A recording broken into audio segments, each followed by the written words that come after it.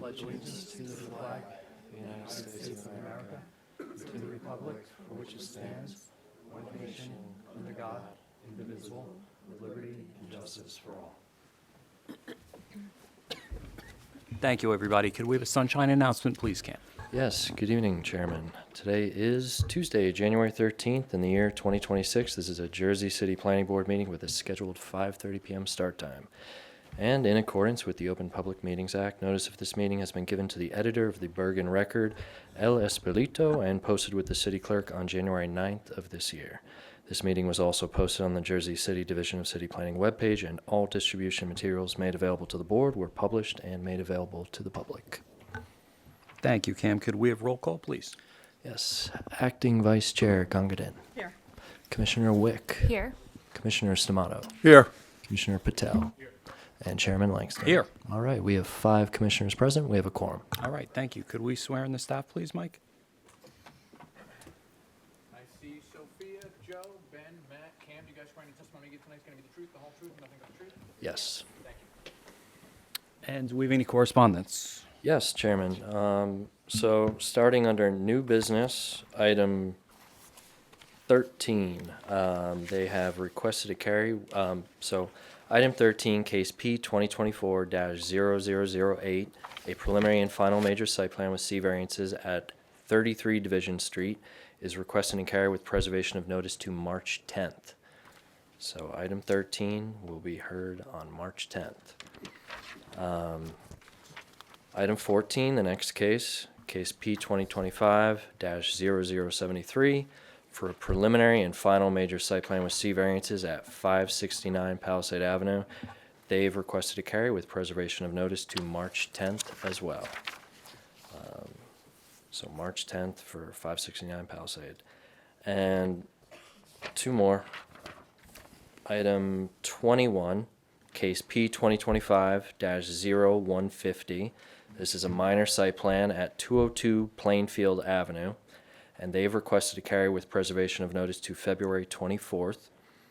And then the very last case, 22, is completely withdrawing.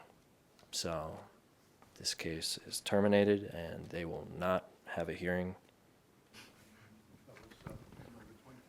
22, yep.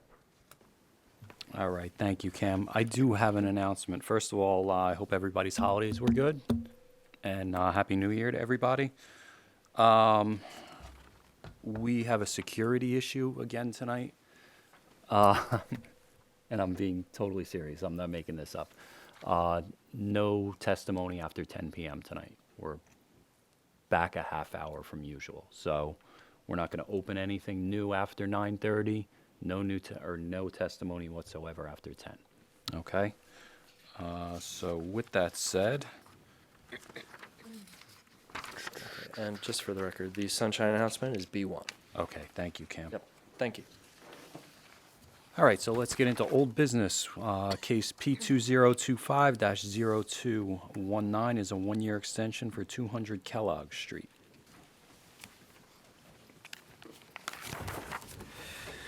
Good evening, Council. Good evening, Commissioners. For the record, Tom Lean from Connell Foley.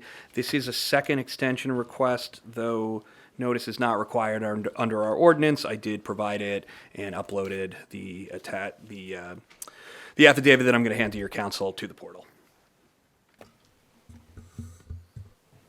Thank you, Counsel. Chairman, see the affidavit of notice proof of publication with respect to the Bayfront Partners 32 LP matter on Kellogg Street. Had the opportunity to review it. It did appear to be in order. This does appear to be the original of that notice. We're going to mark it as A1 for purpose of the record. Thank you, Council. And just for the purposes of somewhat correcting our agenda, this is listed as 200 Kellogg within.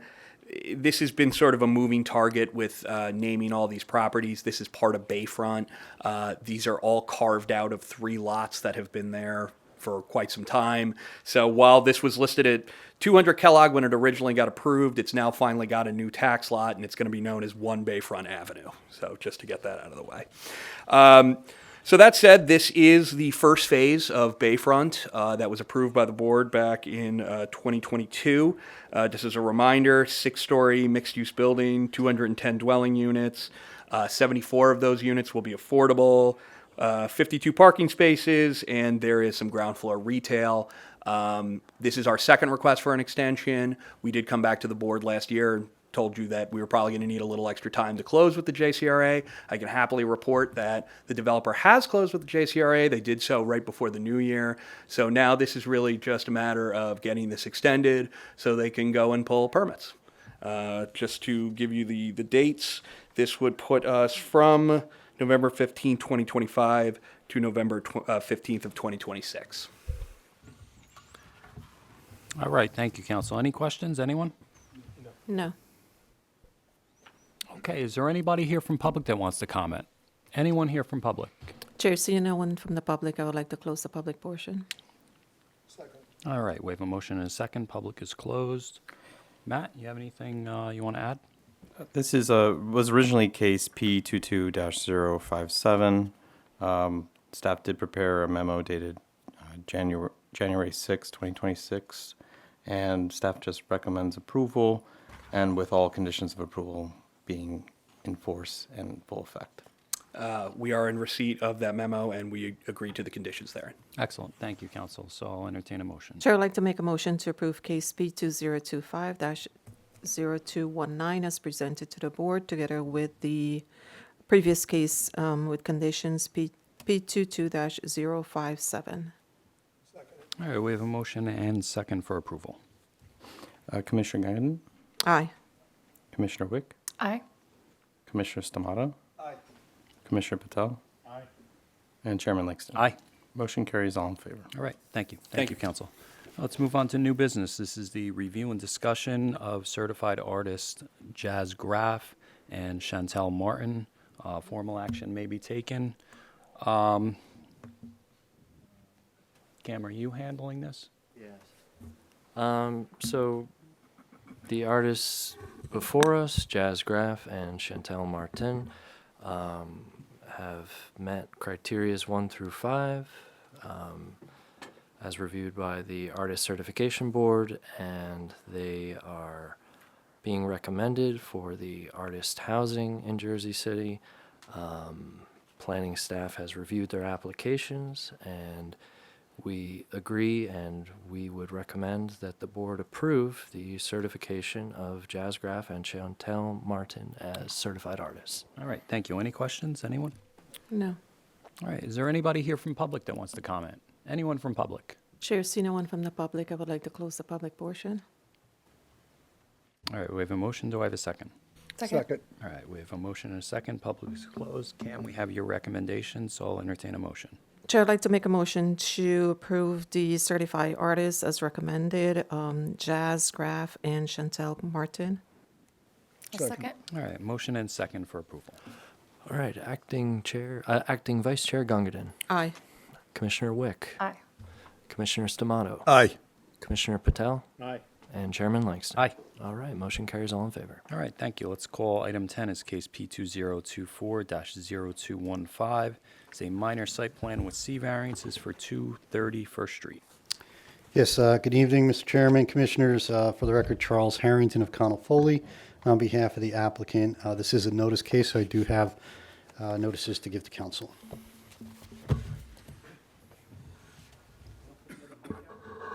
Oh, yeah. Thank you, counsel.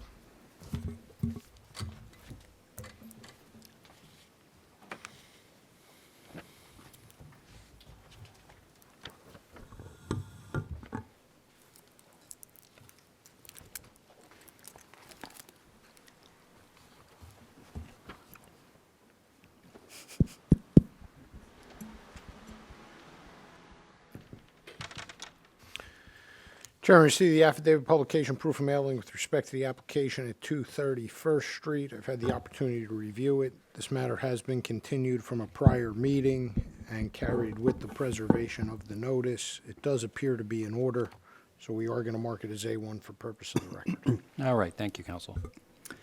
Okay, thank you. So The application before you tonight, as we've been working on for some time, it was initially listed in August and has been carried since then, but it is a minor site plan with 2C variances, a height variance asking for 43 feet 11 inches versus the permitted 40 feet, and we'll explain why we're asking for that during the presentation. And then there's a small building coverage variance, 63% versus 60.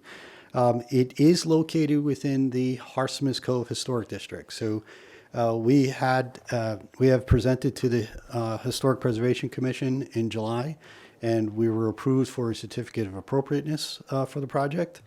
So, along with the variances that are being presented tonight, we have been working with staff closely on this, specifically with Mr. Beasley, who's no longer with planning. He left, I think, prior to the holidays, but it has been a very constructive working relationship on this project. It's an infill project that we think is appropriate for the block. So with that said, I have our architect, Mr. Weckman, who will be testifying, and then Mr. Bellamy will address the requested variances. Okay, thank you, counsel. Good evening and happy New Year. Do you swear any testimony you give tonight is going to be the truth, the whole truth, and nothing but the truth? Yes, I do. Can you spell your name? Sure, it's William Weckenman, last name Weckenmann.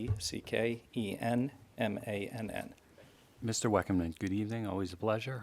Your license is current tonight? Yes, it is. Okay, thank you, you're qualified. Okay, thank you. So as Chuck mentioned, this is a nice infill project on the north side of First Street. The property is currently a vacant surface parking lot, and we're proposing a 4-story, 4-unit building. The variances that Chuck mentioned, the first is for a height variance, and the reason for the height variance I'll get to later in the presentation, but the reason for that was in working with historic staff, it was the consensus was that raising the first floor up to align with the other adjacent buildings on the block would give the facade a more harmonious appearance. So the height variance is related to the facade design and having it relate to the neighboring context, which you'll see in the elevations.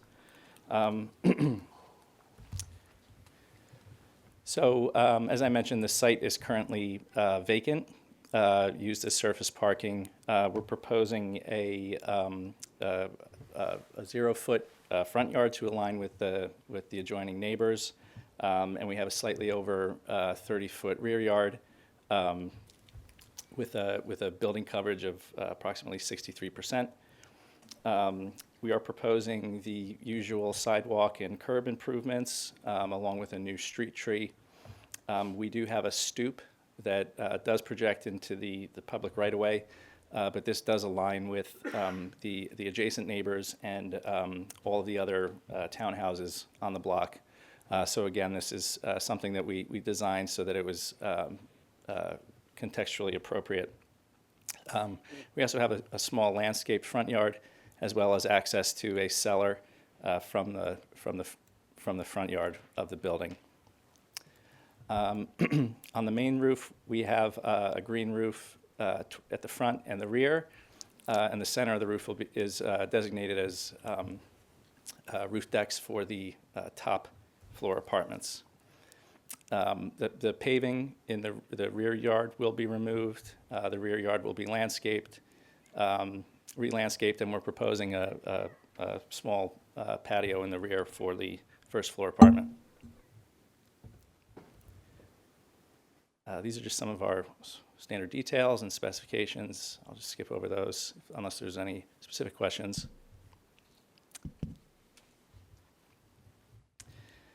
Moving on to the floor plans, we do have a partial cellar in the building, which will be used as utility and refuse room.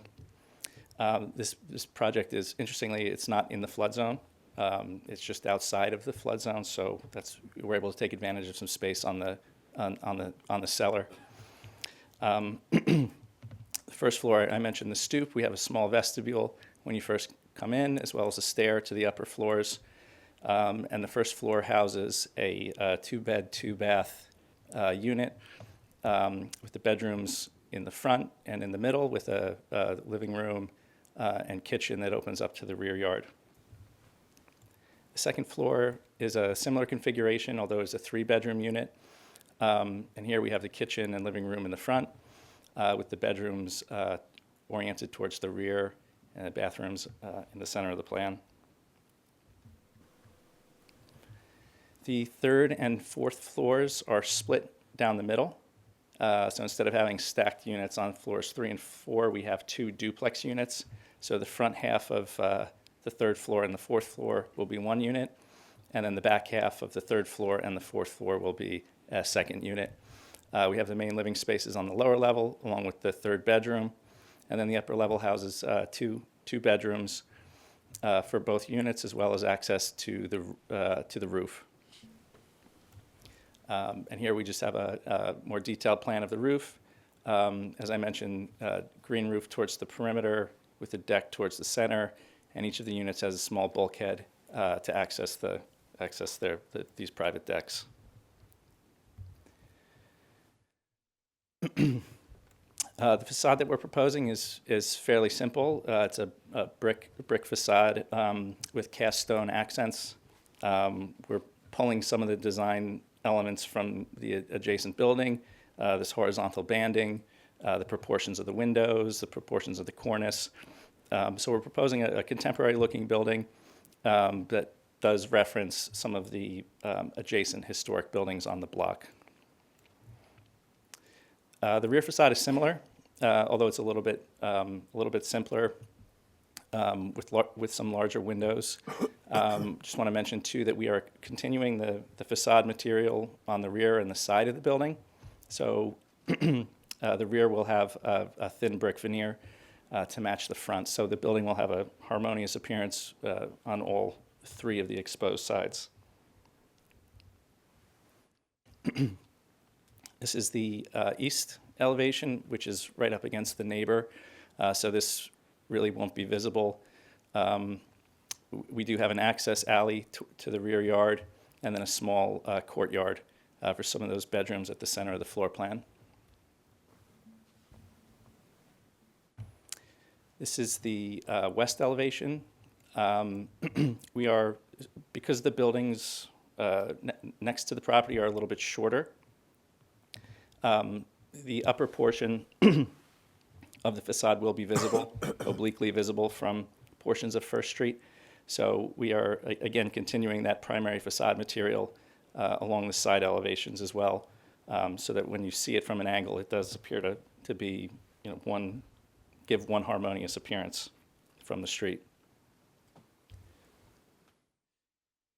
Here we have a section through the building with the sight lines that's required per the HPC application checklist, just indicating the visibility of some of the rooftop improvements. And this project also has a streetscape elevation showing it in some of the context. So in addition to raising this first floor up to align with the neighbors, we're also roughly matching the height of the adjacent building, the adjacent 4-story building on the block. So the block has some shorter buildings, but it steps up towards the center, and with this historic 5-story building at the center of the block. So the increased height here creates a nice stepping effect along the block front up to this 5-story building. So contextually, it fits in rather nicely. Here we have our shadow study. Pretty straightforward. Happy to answer any questions if there are any. All right, thank you, Mr. Wickenman. Believe it or not, the only question I do have, I believe it's to the west, the side where there's no alleyway. right, west side? Mhm. Is there a gap between the buildings? An inch or two. Okay, and in honor of Commissioner Torres that's usually here, we can close that gap at the top so Yes. nothing Yep, we falls have down, no a garbage or parapet anything? detail. Yep. Okay, that's my only question. Anybody else? No. Okay. All right, thank you. Okay, then we're just going to move right along with Mr. Bellamy to address the requested variances. Good evening. You swear any testimony you give tonight is going to be the truth, the whole truth, and nothing but the truth? Yes, I do. And for the record, can you explain it? Samuel Bellamy, last name Bellamy. Mr. Bellamy, good evening. Your license is current tonight? Evening, yes, it's current and in good standing. Okay, thank you. You're qualified. Great. So getting right into the variance relief, we are in the Harsmith Cove Historic District. There's two bulk C variances related to this application, one for building height and the other for building coverage. As you heard from Mr. Weckerman, that's really related to the interplay between the zoning standards and the historic design standards.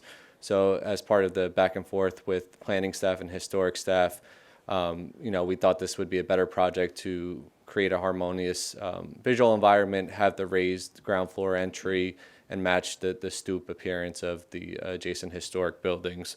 So we do have an overall building height of 4 stories, 43 feet, 11 inches. A maximum of 4 stories and 40 feet is permitted. The additional 3 feet, 11 inches is because of the raised ground floor entry, and we're not getting any increased residential area with that height. It's really just the cellar level, which provides for some garbage and storage areas that was pointed out during the architectural testimony.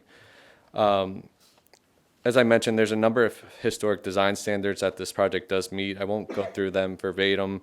They're found in 34571H of the zoning ordinance, and they speak to creating harmonious visual environments, matching the scale and height of adjacent structures, and even include requirements for projections, creating stoops, front yard landscaping, which are some of the other aspects of this project that we're proposing, and would be going for a franchise ordinance to have those improvements in the right of way that are consistent with the neighboring buildings. With respect to the bulk of the building, the coverage variance is for 63.8%, where a maximum of 60% is permitted. With respect to setbacks, we're complying with all the setbacks. We have a 0-foot front setback, which matches the adjacent buildings. It's an attached building with 0-foot side setbacks. And then the rear yard setback is 32 feet, which exceeds the requirement of 30 feet.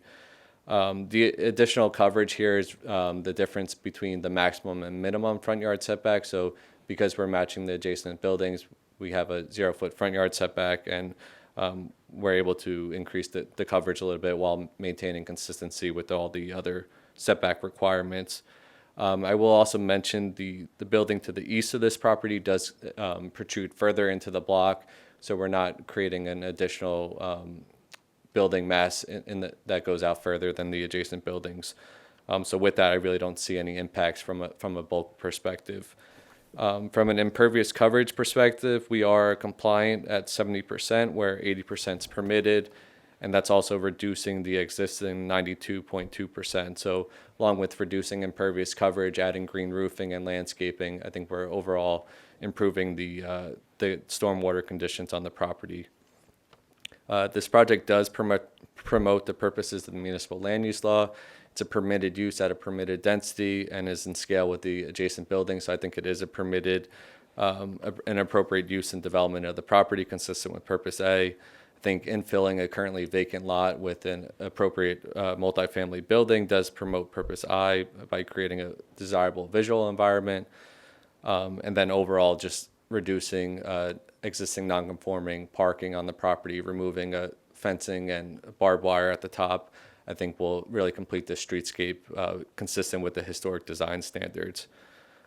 With respect to the negative criteria, I don't see a substantial detriment to general welfare. Again, I think the setbacks are appropriate and provide for adequate light, air, and open space. We're also providing a street tree and other improvements in the front of the building, improving the streetscape. And I likewise don't see a substantial impairment to the intent and purpose of the zone plan and zoning ordinance. I think this is directly in line with what the historic district calls for.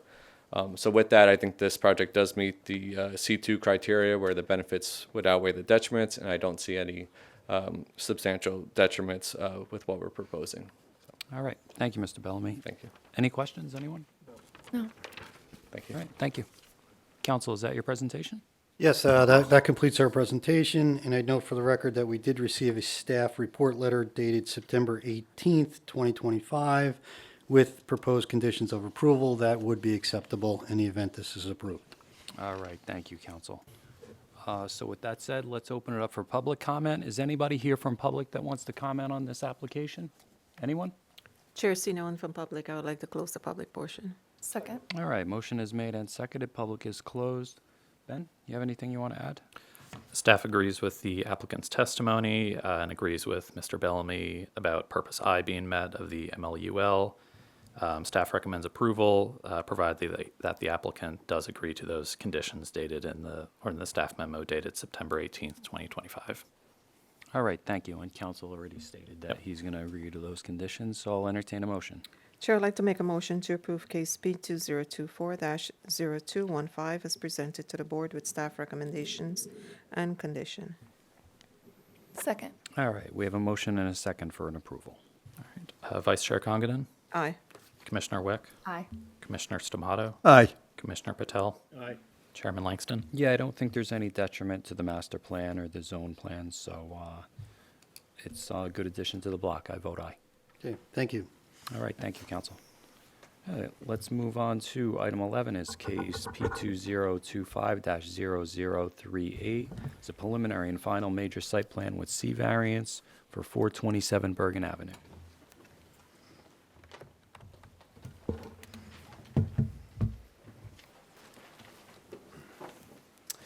For the record, again, Tom Lean of Connell Foley. This is a notice case, and my affidavit was posted to the portal.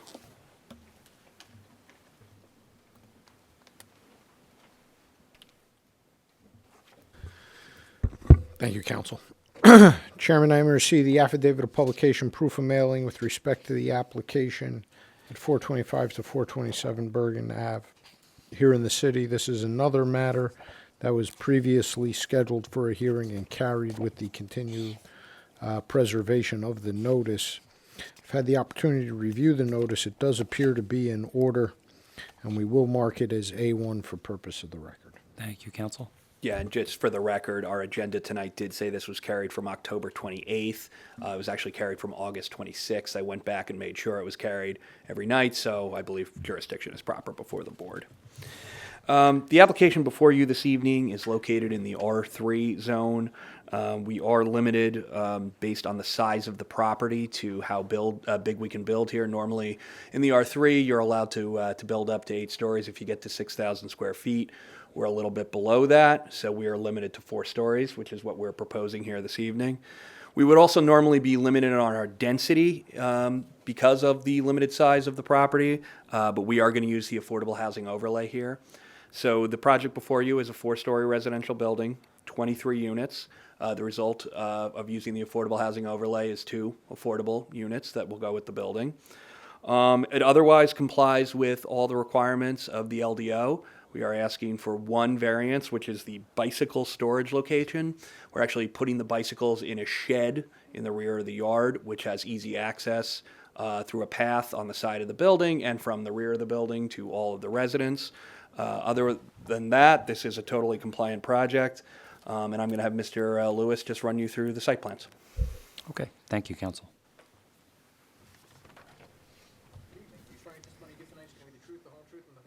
Yes, I do. Jeffrey Lewis, Jeffrey Lewis. Mr. Lewis, good evening. Your license is current tonight? Yes, sir, it is. All right, thank you. You're qualified. Thank you. Okay, so as was mentioned, we are an oversized lot in the R3. There was an existing 2-family home with 2 garages on the site, which will be demolished, and we're proposing a new 4-story, 23-unit residential building. In all, that breaks down as 1 3-bedroom apartment, 5 2-bedroom apartments, 16 1-bedroom apartments, and 1 studio apartment. And we do have the 1 variance that Mr. Lean mentioned. Walking through the site plan, there is an existing curb cut that we will be removing. So there'll be no curb cut for this property. We'll provide new concrete curbs, new concrete sidewalks, and 2 new street trees. The building itself has a 2.42 foot front yard setback. It's a little exact, but it's actually to match the building to our right. And we're using that space to provide a little extra landscaping at the street frontage. We have 5-foot setbacks on each side. On the right side, we're using that area mostly for landscaping and also for a few smaller patios, private patios for those ground floor apartments. Then on the left side, we have an egress walkway. This leads to our second stairway entrance, which is over here, most kind of towards the back of the building, as well as to the rear yard. The rear yard has a smaller private patio here for the ground floor apartment. It has a whole bunch of landscaping. We have a common patio, which can be used by all the building tenants, as well as that accessory shed, all of which is enclosed by a 6-foot tall wood board-on-board fence. So getting into that shed, I do have plans to show you of that later. It's being used for our trash and recycling, as well as 14 bicycle parking spaces. As was mentioned, it was deemed to be not particularly convenient space. We do have a 5-foot setback, a 44-inch wide paver walkway to get to that space, and it is fairly close to the side door of the building. So we do think it's an appropriate location for the bike storage, but of course that's up to you to decide. Beyond that, we also have a stormwater detention system here. I do have the engineering plans if anyone's interested in seeing them. And with that, I'm going to jump right into the floor plans. Starting with the cellar, it's a very small cellar space. It's only being used for our meters as well as our sprinkler room, as this will be a fully sprinklered building.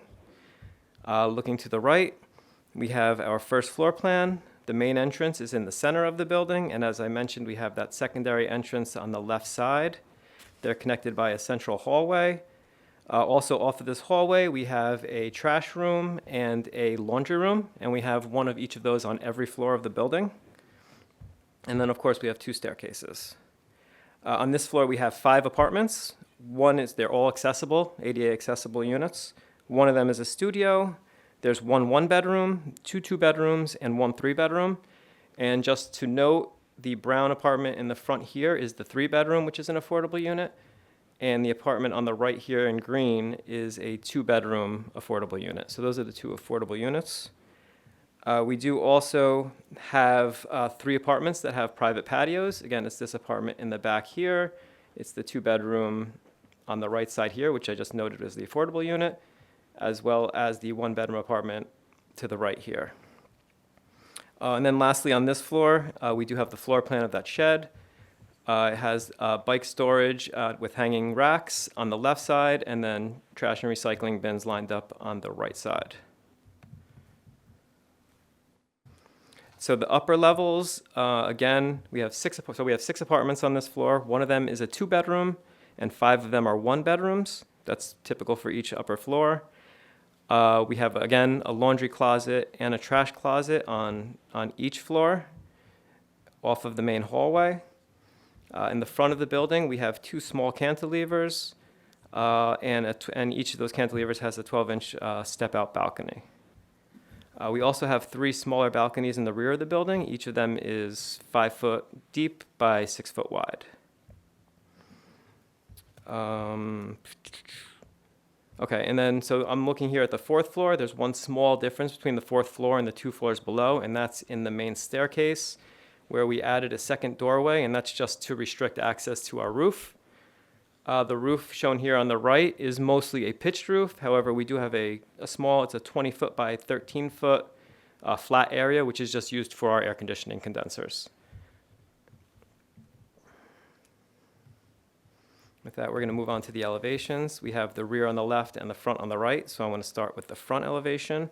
Our main finish here is a brown-gray, ground and a gray brick blend. We're using mostly a standard pattern. However, on the ground floor, we're doing recessed brick bands to provide a little extra depth and interest. And we also have a 10-inch wide aluminum wrap border, which is framing both of these cantilevers and mimicking the A-frame that's located behind. We actually have a 4-foot parapet, which is hiding the actual roof and hiding the rooftop structure as well. Other than that, we have black framed windows and doors, black aluminum railings. The balcony floors are black fiber cement panel wrapped. And then moving on to that rear elevation, you can see the pitched roof that we're hiding behind our parapet. The main finish here is white fiber cement siding. Those balcony floors we're actually also doing with white fiber cement to match. We're keeping the same black frame windows and doors, black aluminum railings. And you can also see over here on the right a wood slat detail, and we're using that to screen all of our condensers. That's the few of them that are located on the ground floor here, and most of them which are on the roof here.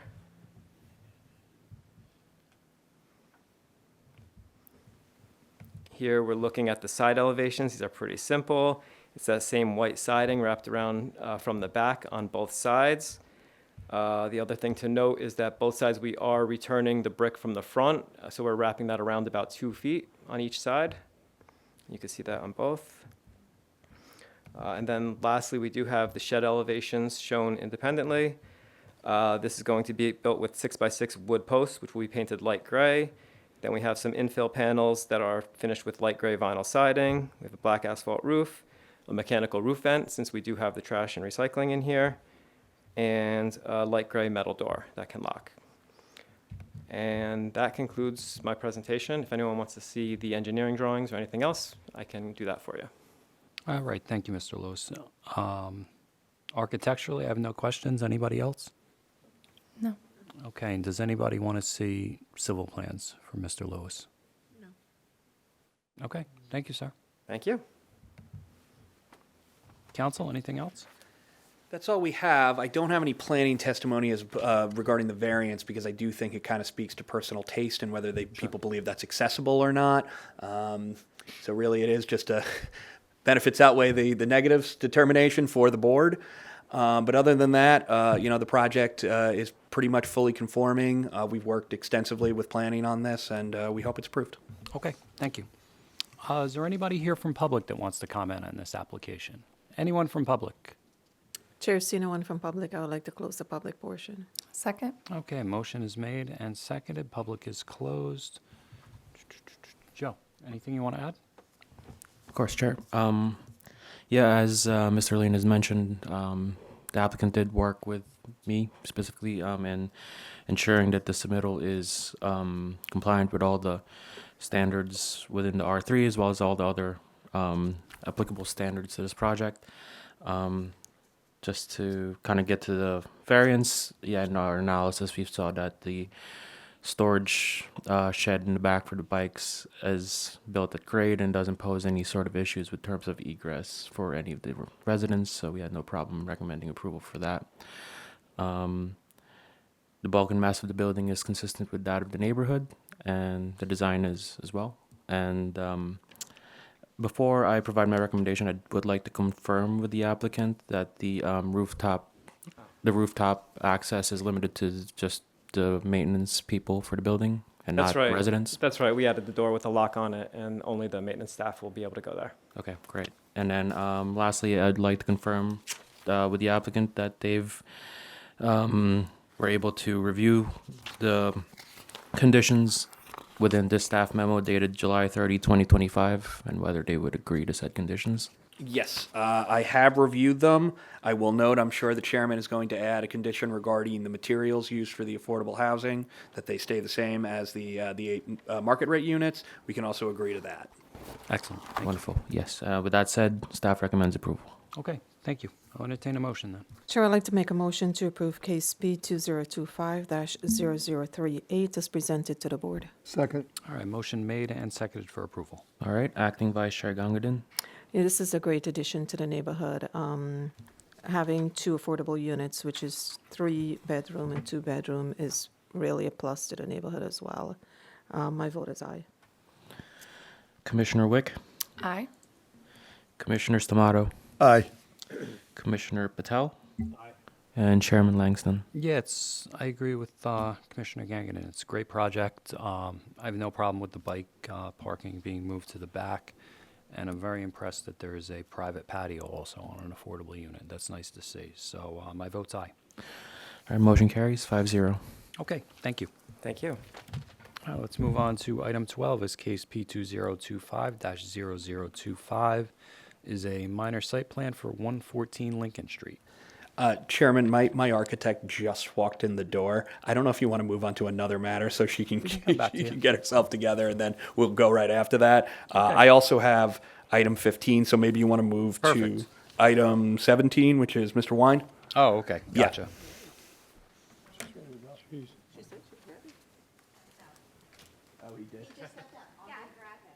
That's okay, we'll, My architect's ready to go then, so. I okay, will- let's do it.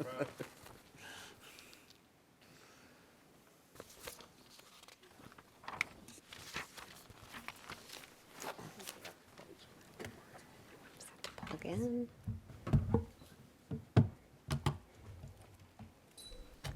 Hi. Okay.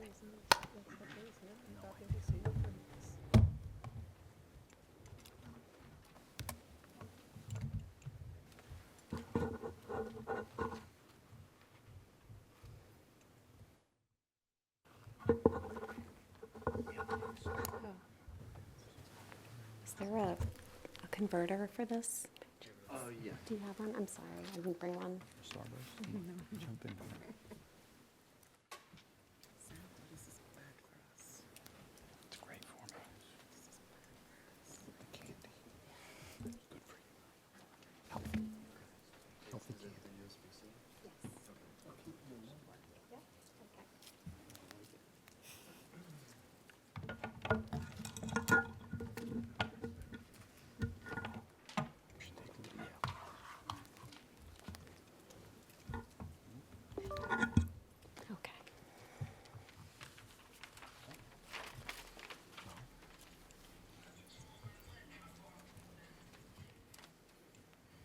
Okay. Great. Sure. You swear any testimony you give tonight is going to be the truth, the whole truth, and nothing but the truth? Yes, I do. For the record, can you state, spell your name? It's Nicole, Nicole, Robertson, Robertson. Thank you. Hi, Ms. how are you? Robertson, good evening. Your license is current tonight? Yes. Okay, thank you, we're qualified. Let me just do a little intro here. This is a project located at 114 Lincoln Street. It is a slightly oversized lot, approximately 50 by 113. It is in the R1 district. There was a prior approval here from the zoning board for a much larger project. At the time, my client wasn't ready to move forward with that development, so they've come back now with a conforming project that complies with what's now permitted in the R1 after our latest revisions after the master plan. So it is a 3-story building. They are going to utilize the ground floor as an adult daycare or senior daycare. There are 8 units in this building, also using the affordable housing overlay, limited to 5 units, jumping up to 8, with 1 affordable unit provided. It is my understanding that some of those units will probably be provided to some of the people who are utilizing the adult daycare. But it is a fully conforming building, and it is a minor site plan only. So I'm going to have Mr. Robertson just run you through the site plans. Notice case, my affidavit was uploaded, but let me provide to council.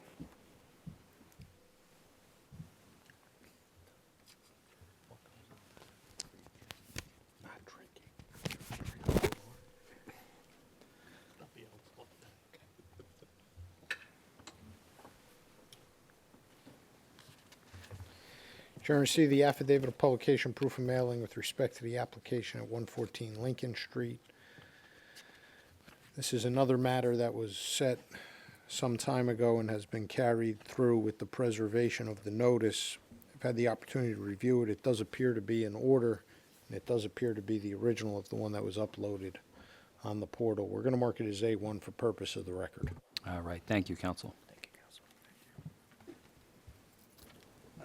Ms. Robertson, you have testified before this board previously, Yes, I have. and you are a licensed architect in the state of New Jersey? Correct. And your license is in good standing? Yes, it is. Oh, okay, all right, we're good. Okay, great. So as Mr. Lean described, tonight we're presenting an as of right, new construction, 3-story building. I'll just zoom in on the zoning tabulation chart so that you can see we're requesting no variances at this time. The existing lot is 50 by 113 feet approximately. And we are proposing, you can see that we are proposing 60% building coverage, 65% lot coverage, while 85% is permitted. We're proposing 8 new units, one of which is an affordable housing unit. So we are therefore meeting the standards for density as allowed by the affordable housing requirements. I have a rendered view that just will preview what I'm presenting tonight, which is a 3-story building with adult daycare on the ground floor, and then a residential entrance also on the ground floor, which leads to the residential units. And then we have 2 stories of residential units above. The total height of the building at 3 stories is 32 feet, so we're well within compliance. This is the existing property now. It's a vacant lot. The existing buildings on either side, we have 3 stories, 3-story structures on either side, residential buildings. This drawing here shows the site, the overall site plan, and how we're relating to the street. We have one existing street tree, which we are removing and replacing with 2 street trees, which are in compliance with the Jersey City standards.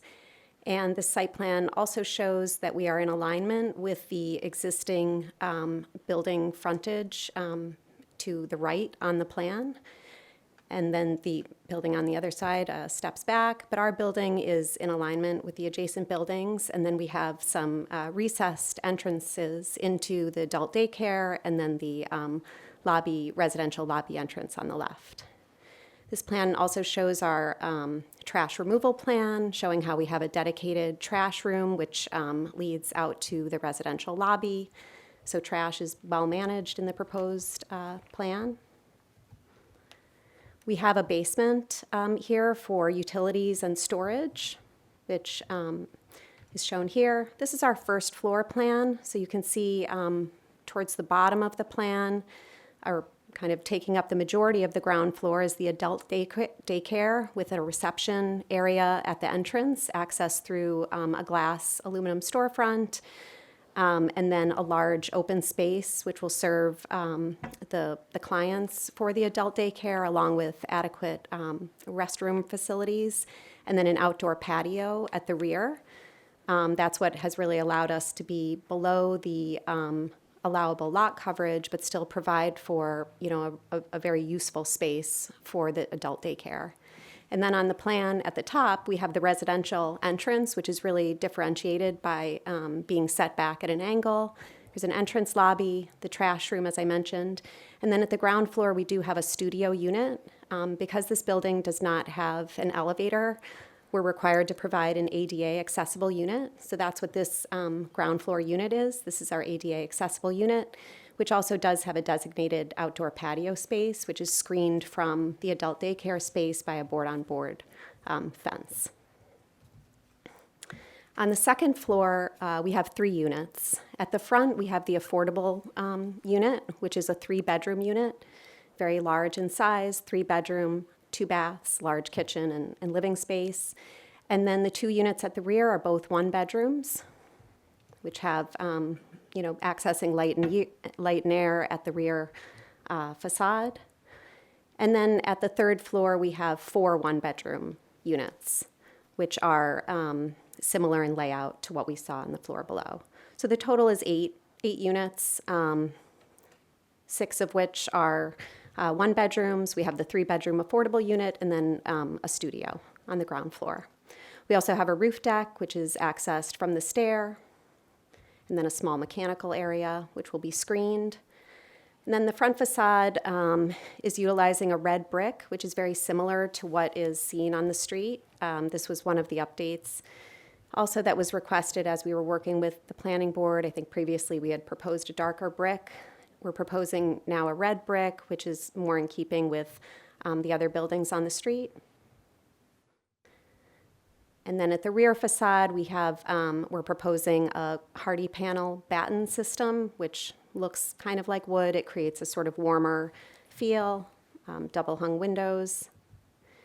And then at the sides, we have hardy panel as well. These are flat architectural panels in a gray, a medium gray color. This is a section drawing which shows the higher floor-to-ceiling height that we have at the ground floor, which is 11 feet, and then floor-to-ceiling height on the second and third floors is 9 feet, which is all in compliance with the plan. And then we have some detailed images that just show detail about required signage. I'll point out that the signage for the adult daycare is in accordance with the plan, and that it's just mounted a little bit lower. It's maximum 4 feet above grade, so that was some feedback that we had received from planning. And then we have some 3D views that really show how we've articulated the facade, so that while it looks very simple in the front elevation, you can see that three-dimensionally, it's actually a really interesting facade that differentiates the two entrances, the two uses for the building, by creating different setbacks from the sidewalk. And this is a view of the rear. So you can see actually we have a step back, so the units on the second floor have access to a small outdoor space. But this really shows this large outdoor space which serves the adult daycare, and then the smaller kind of screened-in fence space for the studio apartment on the ground floor. This is our street elevation, which shows how our project relates to the existing context. We're similar in height to the existing buildings, really between the building that we have to the left, the townhouses, and then the building to the right. So our height is mediating between those, and materially with the red brick, we're consistent with what we've observed on the street. These are just our shadow studies as well. I think that's it. All right. Thank you, Ms. Robertson. Any questions, anyone? No. I'm curious about the adult daycare situation. Is it a medical use? So I'm going to read the exact definition from Sure. the LDO, which is a facility for supervised care of adults with physical or mental limitations, providing activities such as meals, socialization 1 or more days a week during specified daytime hours, and which may also include care by ancillary medical staff. So there is a component to it that might be medical. Obviously, if they're going to have that on site, that's going to have to be subject to licensure from the state. But it is a permitted use in the R1 zone. It's something that our client feels is somewhat lacking, actually, in Jersey City, a place for adults who might not be able to take care of themselves fully during the day, and can have professional staff on site to take care of them. So that was the concept behind here. He thought it would be better than, trying to squeeze some of the other uses that are permitted in there, or some ground floor units. He thought it was a necessary use, so. Yeah. Okay.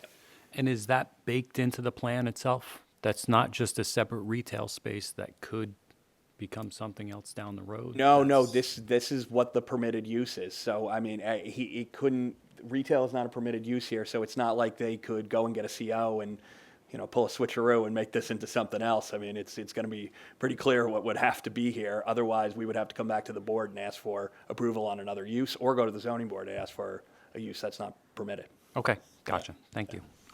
That's my only question. So, if there's nothing else. No. All right. Thank you, Ms. Robertson. We appreciate it. That's I it, have nothing counsel. further for the board. All right, thank you.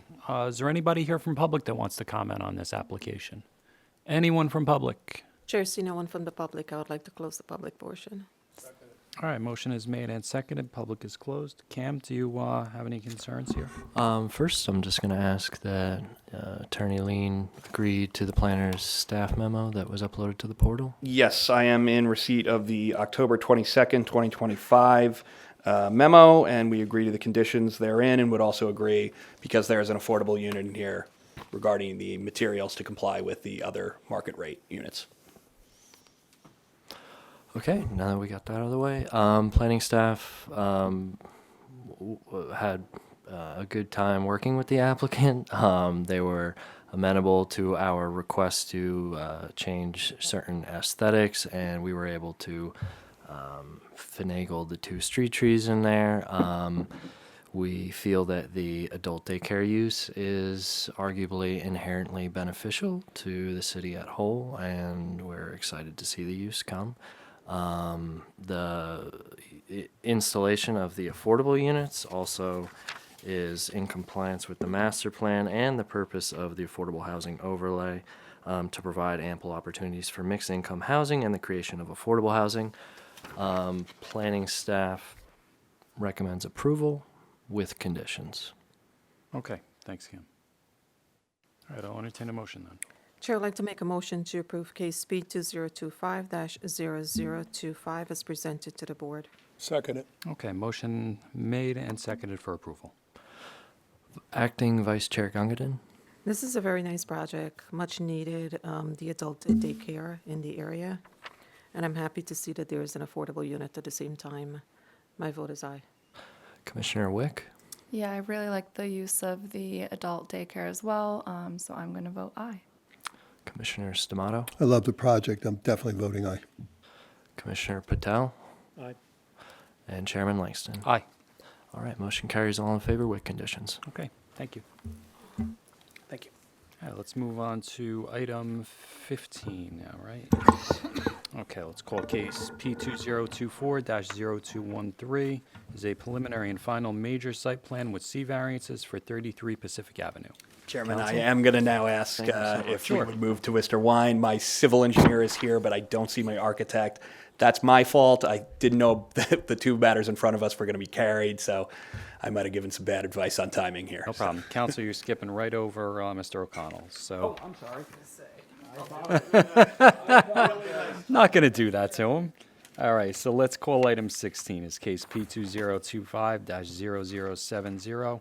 Is a minor site plan for 28 to 30 Winfield Avenue. Good evening, counsel. Good evening, Chairman and Board. This is a minor site plan on an oversized lot, about 5,000 square feet. It is a notice case. Have my notices?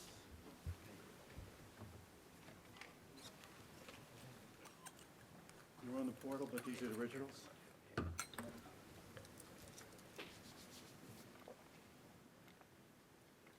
That's right. Chairman, I receive the affidavit of publication proof of mailing for the property located at 28-30 Winfield Avenue here in the city. I've had the opportunity to review it. It does appear to be in order. We are going to mark it as A1 for purpose of the record. I will note that this is another matter that had previously been scheduled and carried forward with the preservation of the notice. Chairman, in addition to that, I had the opportunity while reviewing the list, and I noticed that the neighboring property was owned by a McCann, and I've had the opportunity to speak to Commissioner Stamato regarding his relation to the property and if there's any type of a conflict, and Commissioner Stamato did advise me that the property was, the adjacent property, which was on the list, was owned by his mother-in-law. He has no interest in that property, and therefore he does not believe that there's any type of conflict that would require recusal. Is that correct, Commissioner? Totally. So with that, Chairman, we can proceed with the hearing tonight. Okay, thank You you, have a counsel. problem with it? Thank you. All right. I understood. So, yeah, it's a minor site plan, no variances as of right. And I think I'll just go right into it with our architect, Jeffrey Lewis. And Mr. Lewis has been qualified and sworn in, is still under Oath. Yes, sir. That's the word I'm looking for. Thank you. Look at that, finishing each other's sentences. I know, right? Thank you. Starting off the new year right. Okay, so as Gene mentioned, this is an oversized lot in the R1. It's 40 feet wide, 125 feet deep. There's an existing one-family home with a garage on the rear of the property. This will all be demolished. And we're proposing a new 3-story, 5-unit residential building. All 5 of these units are 3-bedroom units. The smaller are 1,434 square feet, and the largest is 1,633 square feet. So these are pretty large 3-bedroom units. Looking to the site plan on the left here, there is an existing curb cut on the property. We're going to be removing that and replacing it with a new 10-foot curb cut. This curb cut is going to serve a new 4-car garage. We're doing new concrete curbs, new concrete sidewalks, 2 new street trees. Our front yard setback is 6 foot 8.5 inches. This is to match the neighbor to the right. And the space on the left will be open grid pavers, which are going to act as a driveway for that garage area. To the right, we have a paver walkway, which leads to our main entry to the building. That walkway is flanked with planting areas on each side. The left side of the building, we have a 0-foot side yard setback with just a court in the middle to provide light and air for some windows. On the right side of the building, we have a 3-foot setback, and we're using that space for a concrete walkway, which leads to the rear yard. It also provides us access on the side yard to our meter room, our bicycle storage room, our trash and recycling room, as well as a secondary entry to the building. It's actually our accessible entry to the building. In the rear yard, we have a 315 square foot patio and a 911 square foot landscape area, all enclosed with a 6-foot wood board-on-board fence. This area is all going to be dedicated to the ground floor apartment. So moving on to that ground floor plan. So as you can see, we have the 4-car garage at the bottom of the drawing here. Above that, we have our residential entry, steps up to a covered exterior porch. Inside the building, we have our sprinkler room, as this is, again, a fully sprinklered building. We have access directly from the garage. There's that secondary entrance from the side yard, a stair up to the 2nd floor, and then the rest of this ground floor is for our ground floor apartment. Again, it's a 3-bedroom apartment. This is the largest apartment. It's 1,633 square feet.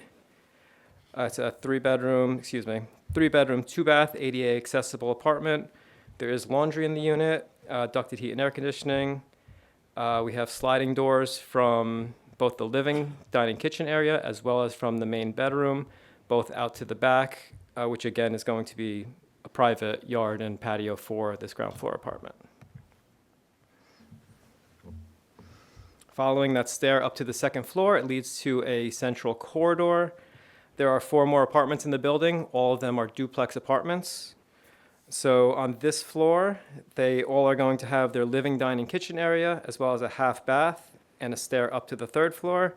One of the apartments, this front apartment here, does have the laundry on this floor. The other 3 have it on the floor up above. And then lastly on this, we also at the front of the building have 2 bay windows, which protrude about 2 feet out from the front of the building. So here we're looking at the 3rd floor. Again, we have all 4 apartments. Each of them have 3 bedrooms and 2 baths on this floor. These 3 do have their washer-dryer closet on this floor. And again, this stair also continues up to the roof, as each of those 4 apartments is going to have their own private roof deck. So we did set back everything 10 feet from the front property line, from the front facade of the building. There are 4 roof decks. 2 of them are 435 square feet. The rear 2 are a little larger. They're 512 square feet. We have a total of 467 square feet of green roof trays. And I guess I should also mention each of the 4 apartments has their mechanical closet located up here and their condenser located up here as well. These are our front and rear elevations. On the left, we have the front elevation. The main finish is a red brick. The one little interesting thing here is this 3-foot vertical strip on the left is going to be finished with black aluminum panels. And this was kind of done just to provide the illusion of symmetry here, instead of having this side being a little longer than the other. The cantilevered bays up above, right here, are finished with Coventry gray fiber cement panels. We have a black metal entry door with half transparency glass. The garage door is also the same. It's black framed with mostly half transparency glass. Black frame windows. We have the dark gray aluminum railing at that front porch. Looking to the rear elevation, we have a smooth stucco finish at the base and then vinyl siding above, and both of these are that same gray color that we're using at the front, the Coventry gray. This is the right side of the building, so you get a better look at that covered porch here with its brick column. Moving back, we have our inset area for our meters. We have a double black aluminum door, which serves for our bicycle storage room. Then we have that accessible entry door. It's a single door. And then these last double doors, which are a little larger, are for the trash and recycling room. And lastly here, we have the left side, which is pretty anticlimactic. It has the same finishes as the rear and the other side. And that concludes my presentation. All right, thank you, Mr. Lewis. There's no access from that alleyway to the rear yard, correct? There's a gate there. Okay. Just for egress purposes, Sure. but it wouldn't be used, right? The rear yard is meant to be private and accessed directly from the ground floor unit. Okay, so that gate is locked? I think we would yes, it would be locked. It can be locked. Okay, and the only access would be from that tenant that Correct. has that yard? Yes. Okay. That's my only question. Anybody else? Okay, thank you, sir. That Thank you. completes our testimony. All right, thank you, counsel. Is anybody here from public that wants to comment on this application? Anyone from public? Chair, see no one from public. I would like to close the public portion. Second. Okay, motion is made and seconded. Public is closed. Sophia, anything you want to add? Yeah, I would like to say that the R1 does have some design standards, and the applicant did work with staff to comply with the design standards, including the design of the porch and the bay windows, and we do appreciate that. Staff does ask that the applicant agree to the conditions in the staff report dated November 21st, 2025. Yes, we enjoyed working with Sophia, and thanks for all her comments and help on the project, and we do agree to the conditions in the November 21st, 2025 report. Okay, staff recommends approval. All right, thank you. Chair, I'd like to make a motion to approve case B 2025-0070 as presented to the board with staff recommendation and conditions. Second. Okay, motion made and seconded for approval. Acting Vice Chair Gungadin, Aye. Commissioner Wick, Aye. Commissioner Stamato, Aye. Commissioner Patel, and Chairman Langston. Aye. Motion carries all in favor with conditions. Okay, Thank you thank very you. much. Thank you, counsel. It's okay. Mr. Wine?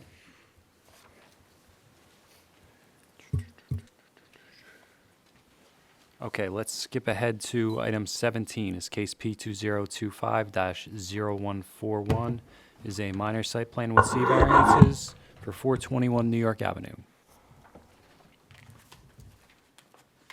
She stole my spot. Happy New Year, everybody. You too. Good evening, Chair Langston, Commissioners. For the record, Benjamin Wine of Prime Tuvel and Misselli, here on behalf of the applicant 421 New York Ave, JC LLC. The application before you this evening is for the property located at 421 New York Avenue, Block 1705, Lot 8, and we are in the R1 zone. We're here this evening seeking minor site plan approval along with 2 bulk variances in order to adaptively reuse, and expand the existing 4-family residential structure at the property without increasing the density on the property. It will remain a 4-family house at the property. We're just seeking to provide a little bit more space for each of the units within the confines of the R1 zoning requirements, which I'll get to momentarily. But before I do that, I see counsel staring daggers at me, so I will hand him the affidavit package that we can get marked as A1. Thank you, counsel.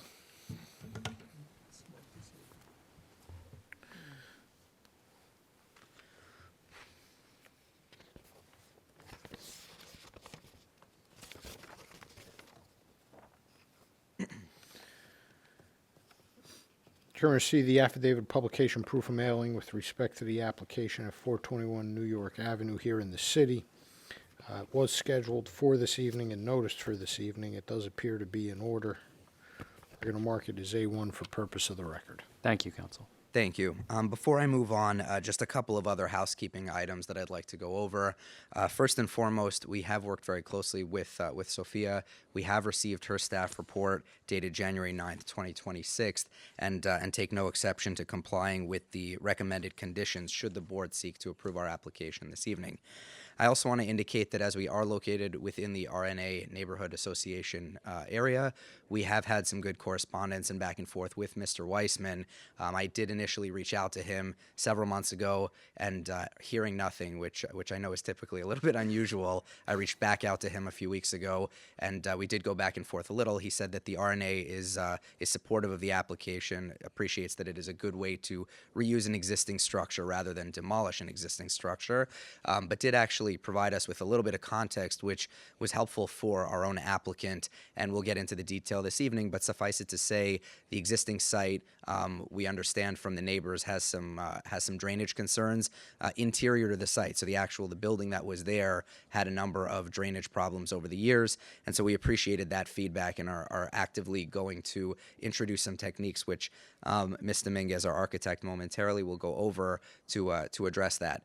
Otherwise, it was a pleasant conversation back and forth, both by phone and email. And then lastly, Ms. Dominguez is going to present plans to you this evening that mirror what's on the portal, with the exception of one change, which is why I'd like to have them marked into evidence. When we did complete our most recent prep call as a team earlier today, we did identify that as an oversight, we had proposed to shift the trash area actually below the stairs, which would have required tenants to roll trash cans up about 6 or 7 stairs, which is not ideal from a safety perspective. And so what we've done is we've revised that to ensure that the trash cans will be at ground level. So that will be a change, and I want to just put that on the record so that we can mark that into evidence as an exhibit. Beyond that, the only relief that we have for you this evening, we are height compliant with the R1 standards, but we are not story compliant. So we are seeking 4 stories to expand this from a 3 to a 4-story building technically, but we will remain within the 35-foot height. The reason for that is that the lowest level on this existing structure is a basement as opposed to a cellar. It is slightly above that 50% requirement, triggering a basement, which considers it a story. And so for that reason, by adding a living story to the building, it will technically be 4 stories, will appear as 3.5 stories like a number of the other properties. And the only other relief that we have is actually a reduction of an existing non-conforming condition. There is a front yard coverage requirement to not exceed 50%. Currently, it is fully paved and at 100%, and we are dropping that to 66%. So it's much closer to the 50%, but it's really the most that we can do in order to maintain the stoop and some of the other required access requirements. So that's the relief for you this evening, and unless you have any further questions of me at this time, I'm happy to proceed with my first witness. Thank you, counsel. You swear any testimony you give tonight is going to be the truth, the whole truth, and nothing but the truth? I do. Let the record state your name. Arlenis Dominguez, ARLENIS, DOMINGUEZ. Ms. Dominguez, good evening. Your license is current tonight? Yes. Okay, thank you. You're qualified. Thank you. So Arlenis, if you can please walk the board through the existing and proposed conditions, and counsel, this, just for the sake of the record, as I indicated before, I suggest that we mark the entire package as A2. Again, the vast majority of the sheets are unchanged from what's on the portal, but just to be safe, if that's okay with you. We will mark it as A2. Can you just, for purpose of the record, identify which of the 13 sheets has that revision to it? It would be on, it shows on sheet A001 and also on sheet A100. A2 it is. Thank you. Thank you. All right, so Arlenis, if you can walk the board through the existing conditions at the property and what we're proposing here this evening.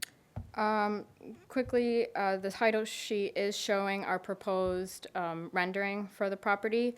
This is an existing 3-story building, 4 units, and we are proposing a 4-story with maintaining that 4-unit use. On the second sheet, we have the site plan. The property has a couple of existing non-conforming conditions that we would be maintaining, being side yards and front yard. We are adding a 6-foot addition at the rear, which brings us to our minimum rear yard of 26 feet. The mention of the trash enclosure, we did have it, so the stoop was 7 feet wide prior, and we had the trash cans below it, but again, in reviewing and seeing the effort to have to bring those totes up from below, we did reduce the stoop to 4 feet and have the trash enclosures next to it, which would be screened off. We also increased the landscaping on the property. So majority of increase is at the rear, coming all the way up to the stairs here. And then at the front, we added some landscaping on the lower level. So another improvement on this site is we are depressing this portion for entry to that lower unit. And in front of that door, we will have a landscaped area. We have one street tree, sorry, and that summarizes our proposed site plan. Our next sheet is just illustrating the foot candle study of the proposed light fixture at the front. To street, we are at 0.1. This is for the street tree installation. A100 is now showing the floor plans. I've color-coded them to clarify. The first 2 floors are a scissor design. Existing currently in the basement level is a 2-bedroom, 1-bathroom space. Our proposed design, you enter from these front stairs, and the first unit, unit number 1, you enter into a living area, kitchen area, den space with a bedroom. As you proceed towards the rear of the building, you have a half bath, a washer dryer closet, and then stairs that will progress to the next floor. I'm going to go to the next page just to finish that unit number 1. Unit number 1 proceeds at the rear of the building, which has 2 more bedrooms, making it a total of a 3-bedroom. And there are 2 bathrooms on this floor, one being an ensuite and one being the common bathroom for the other 2 bedrooms. Back to sheet A100. Actually, sorry, I'm going to go back here. So the front unit on the first floor would be accessed from the front door, which you would enter from going up the front stoops at street level. You enter into the unit, the green shaded unit. You have a kitchen, dining room area, 1 bedroom and a half bath, so similar programmatic layout. As you progress to the back, you do enter your stairs, and then the rest of our unit is towards the rear. We did this so that our lower unit can also have appreciation of more daylight and access to a rear property. And then on this level, we also have 2 bedrooms, 2 bathrooms, which one is an ensuite and one would be shared. The unit 1 and unit 2 are 3-bedroom units. As we proceed to the second floor, these are also a duplex style, but they are stacked. It will not have the same scissor orientation. So once you go up the common stairwell, you do enter a hallway. You enter unit number 3, and same program where it's a kitchen, a living dining area, 1 bedroom, and a half bath. At the rear unit, unit number 4, you enter and have the same program of kitchen, living, dining, bedroom, and a half bath. As you proceed to the 3rd floor, we have 2 more bedrooms for each unit, an ensuite, and a common bath. Each unit does have a washer dryer and a mechanical room. The top 2 units do have access to the roof. where we're proposing a roof deck for each of them, and they're separated by their bulkheads. We are also proposing a screened-in mechanical area. We have a planter area that barriers our 10-foot required roof setback, and we are also proposing a green roof. So together with the landscaped area and the green roof, we are improving the drainage and the runoff on site, which we hope to alleviate the current flooding issue. Front elevation. To the right, we see our existing. There are 2 existing bays with the main entrance being centered. And on our proposed, we are shifting the entry over to the right. This allows us to have a more complete unit layout on all floors. The current units are more railroaded because of that center entrance and the way that the units were divided. We will have a fenced-off area that would barrier that drop. Here's the stairs that would go down to that unit number 1, and then these are the stairs that would go up to the remaining units. Material, we are proposing majority fiber cement panels in white. We are also proposing a composite wood plank on the 1 bay and at the entry of the building. We did maintain the bays, but we did square off one of them in the hopes to modernize the aesthetic. And lastly, we are proposing a gray brick on the lower level of, like the base level of the building on the front. At the rear, we are proposing fiber cement siding in its entirety. And our side elevations will be updated to a fiber cement siding.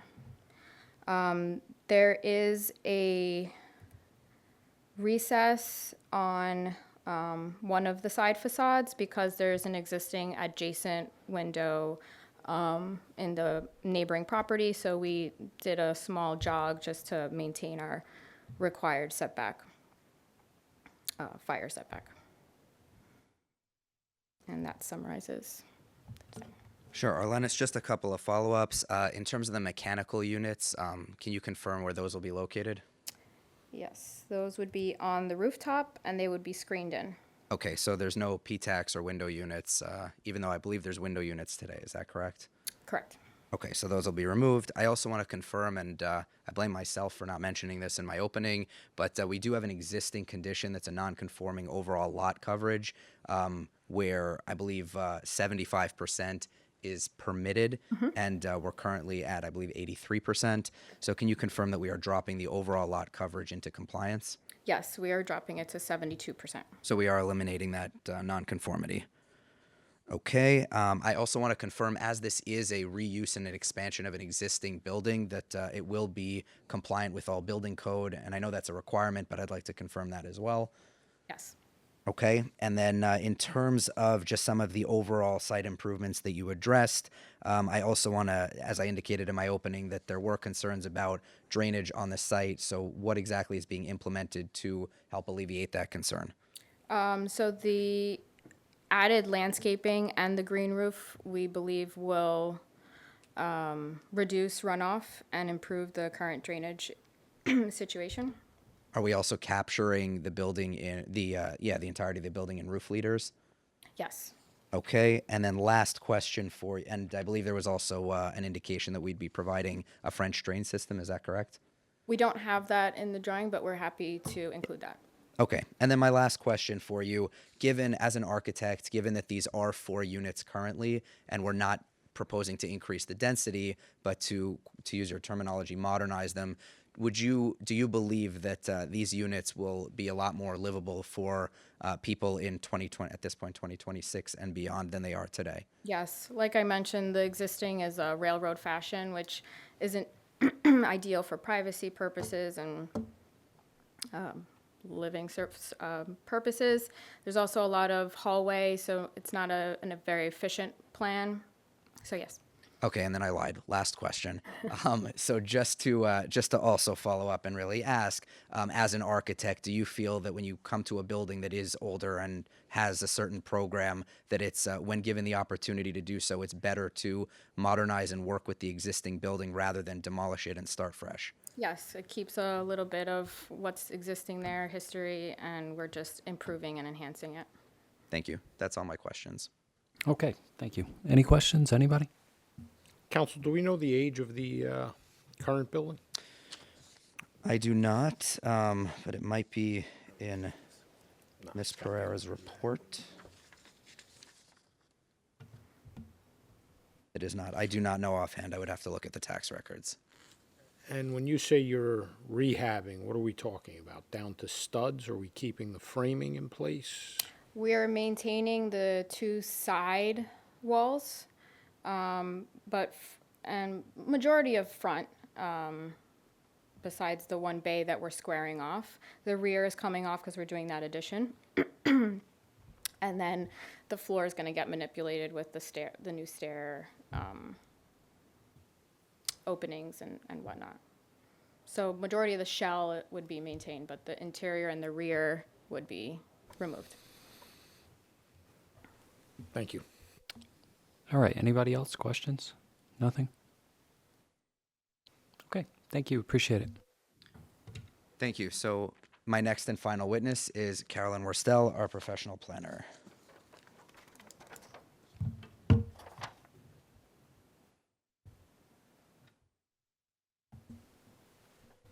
right. Good evening. You swear testimony you give tonight is going to be the truth, the whole truth, and nothing but the truth? I do. For the record, can you spell your name? It's Carolyn, Carolyn, Worstel, Worstell. Ms. Worstel, good evening. Your license is current? It is current and in good standing this All evening. right, thank you. You're qualified. So, Carolyn, you heard the testimony from Ms. Dominguez. I'd like for you, if possible, to walk through the two variances that we have for the number of stories, as well as for the still a variance but reduction in the front yard lot coverage, as well as the master plan and the purposes of zoning and anything you feel helps justify the relief here this evening. Right. We're here for this evening. There's two variances associated with this project. Building height and stories is the first one. So we are proposing 4 stories, and that really relates to the fact that there is this existing basement space. Because we're reusing the building, we are going to be reusing that space, but we are trying to add that additional story, which again creates a more space. It allows for more livable units and more livable layouts. Overall, the building's proposed height is 35 feet is conforming. I think overall that this building and the height is, there's no substantial detriments here. If you were to knock this building down today and redo, which is, again, what we're trying not to do, you could build a building that would have the exact same height, the exact same bulk. So we're really not seeing a change here in terms of the actual bulk of the building. It's how that space is sort of distributed on the different floors. And I think that the design and the way that they're redoing the facade and they're redoing this, you're going to sort of get a more compatible facade of the building, because when you look at it the way they've redone the facade and with the windows, they're lining up better with the adjacent structures. Right now, they're kind of off. The windows are small and they're not at quite the same height. So I think this really creates a more coherent visual impact with the adjacent structures it would be a plan left. When we're looking at the maximum front yard lot coverage, so this is a requirement where the space between the building and the lot line, you're supposed to create those landscaped front yards. And the requirement is that no more than 50% of your front yard can be covered with pervious pavements or whatnot. Right now, we're proposing 66%, and that's a little bit more than what we had originally because of that change with how we're using and storing the garbage. But this is still an improvement over what's there today. Today, it's 100% lot coverage. So we are still reducing that. We are incorporating and going to be providing some new landscaping at that front, reducing the lot coverage. And then I think overall, the project itself, between what's going on at the front and what's happening in the rear, we are going to be reducing that overall lot coverage from 83 to, which is now 72%. So again, that's 11%. So that's a pretty significant drop in coverage for this proposed project. So really, again, I don't see that there's a substantial detriment here with this front yard variance, because again, we are bringing it more into conformity, but we are still trying to deal with the access issues, and that's sort of where we've landed.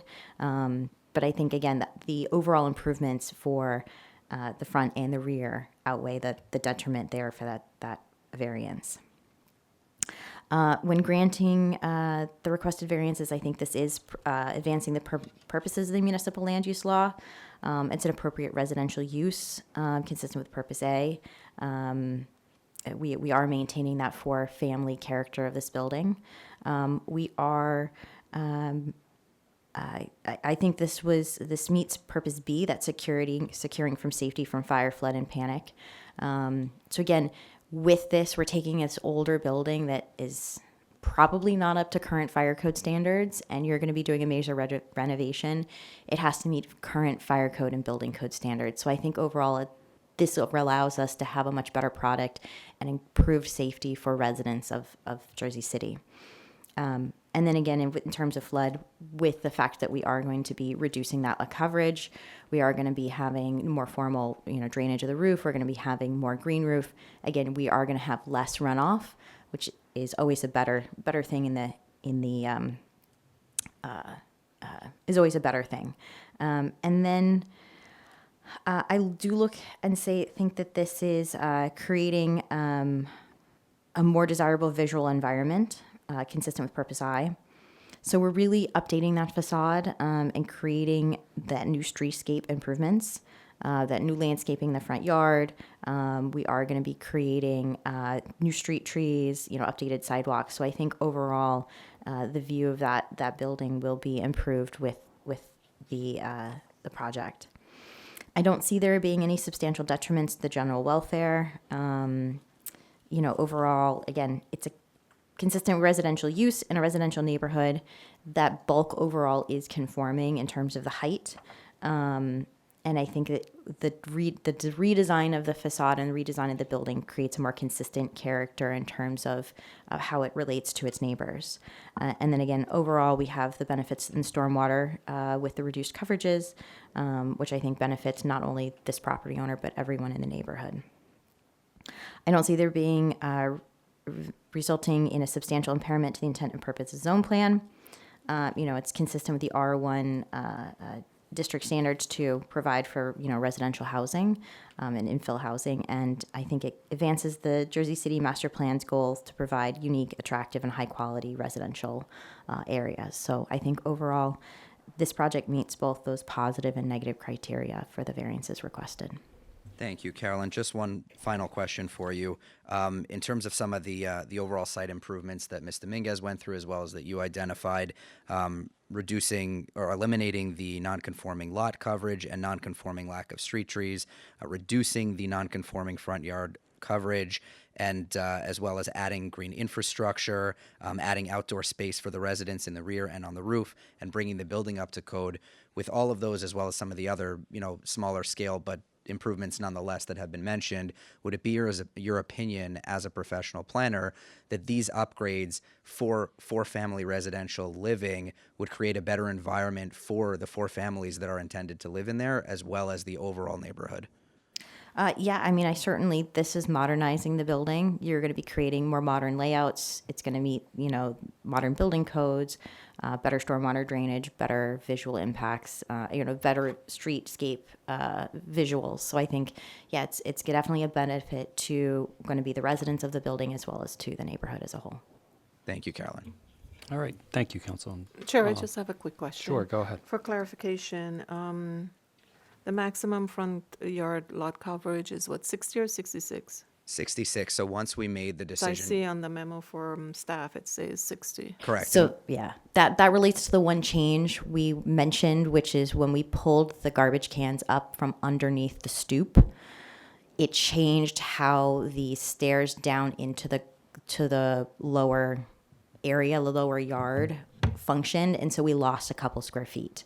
So we went from 60% impervious coverage to 66% impervious coverage. So we did slightly increase our impervious coverage at the front yard, but we are making some additional changes to the rear yard. And so overall, we're going to actually be dropping our impervious coverage from 75%, which was what part of the original application, down to 72. So we are increasing it slightly at the front yard, but overall, we're going to have an even greater reduction in coverage for the whole site. Can I ask to see those changes, to have that highlighted? That was exactly one of my follow-up questions.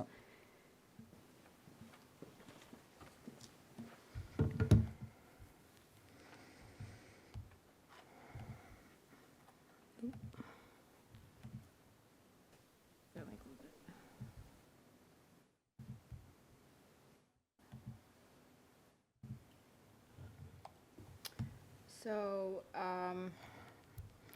before we had, this portion is what made it go from 60 to 66. So it was about a little bit more landscape here because the stairs were a little further right.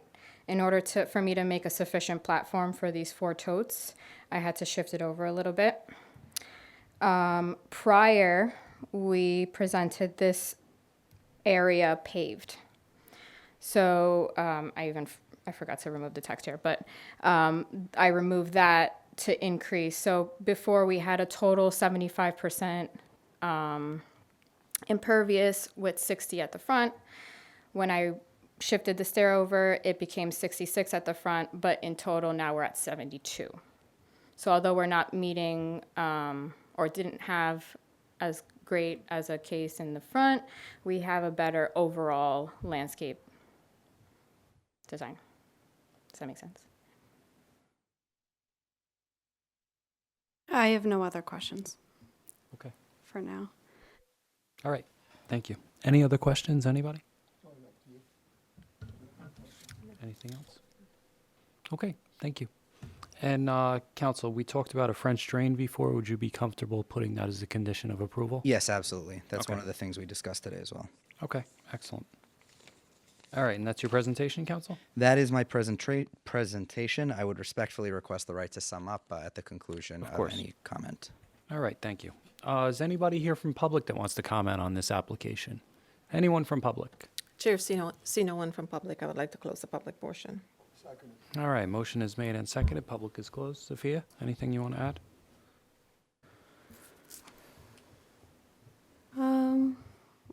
Well, my question concerning the change in lot coverage was answered. I think it does not change my overall opinion about this project concerning the variances. When it concerns the number of stories, staff does not see substantial detriment to the public good in granting this variance. The building will still conform to the maximum permitted height, which is 35 feet, making it such that the bulk of the building is consistent with the zoning standards, and the additional story will allow for more square footage to accommodate the dwelling units. When it concerns the front yard lot coverage, where the maximum permitted is 50%, it is now 66% proposed, yet the overall permitted lot coverage is still within the zoning standards, so staff does not see any substantial detriment to the public good considering that variance. In addition to the conditions listed in the staff memo dated January 9, 2026, which I understand the applicant has agreed to, we are going to add a condition to revise the plans to show the details of the additional stormwater mitigation, such as the French drain drawing, and I also want to make sure there is a detail including the screening of the refuse area. Just to review before we grant any signed approved planning sets. Sure, and I see no detriment to compliance with those additional conditions as well. I will just offer to the board as well, unless you had anything else, Ms. Pereira, I'm sorry. Otherwise, staff recommends approval. Sure. So, Chairman, I'll just add I had an opportunity to confirm with my client as well that those additional conditions are in fact acceptable. The other thing he did mention to me, and he did text me as well, to say if the board would prefer we go back to the 60% plan that had been initially proposed and keep the trash cans below, we're happy to do that. We really just saw that as a safety improvement for the residents, but we're certainly not going to die on that hill. And even if we did do that, we would still maintain that in the rear yard, we would still propose the additional landscaping that is proposed. So I just wanted to offer that. I'm not a fan of last minute changes. This really was born out of a safety comment that came up earlier today. And so I apologize about that. But beyond that, you know, you've heard the testimony here this evening, and given that we have no problem with the conditions as proposed, we would respectfully request that the board grant the application for minor site plan approval along with the number of stories as well as the front yard lot coverage relief. Okay, thank you, counsel. And I think we'll be voting on what was presented to us tonight. That's fine, sure. Okay. Yeah. All right, I'll entertain a motion then. Chair, I'd like to make a motion to approve case B 2025-0141 as presented to the board with staff recommendation and conditions. Okay, motion made and seconded for approval. Acting Vice Chair Gongadin, No. Commissioner Wick, Aye. Commissioner Stamato, Commissioner Patel, and Chairman Langston. Aye. Motion carries 4 in favor, 1 opposed. Okay. Thank you, everybody. Thank Have you, a good counsel. evening. You too. All right, we're going to take a 10-minute break, everybody. Back in a couple.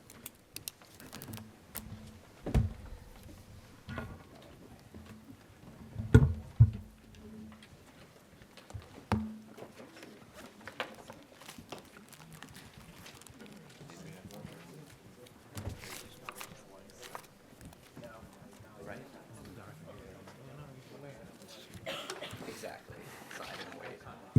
Yeah, I work on that. Good to go? All right, so let's go back to item 15. Is case P2024-0213 is a preliminary and final major site plan with C variances for 33 Pacific Avenue. Okay, again, for the record, Tom Lean from Connell Foley. This is a notice matter. I posted my affidavit and proof of notice to the portal, but I will provide same to council. Thank you, counsel.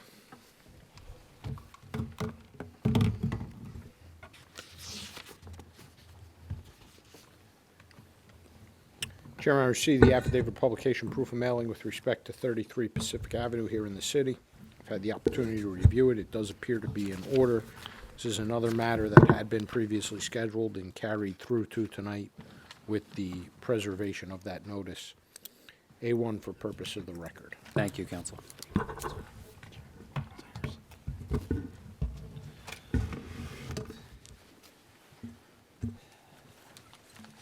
Okay. Okay. I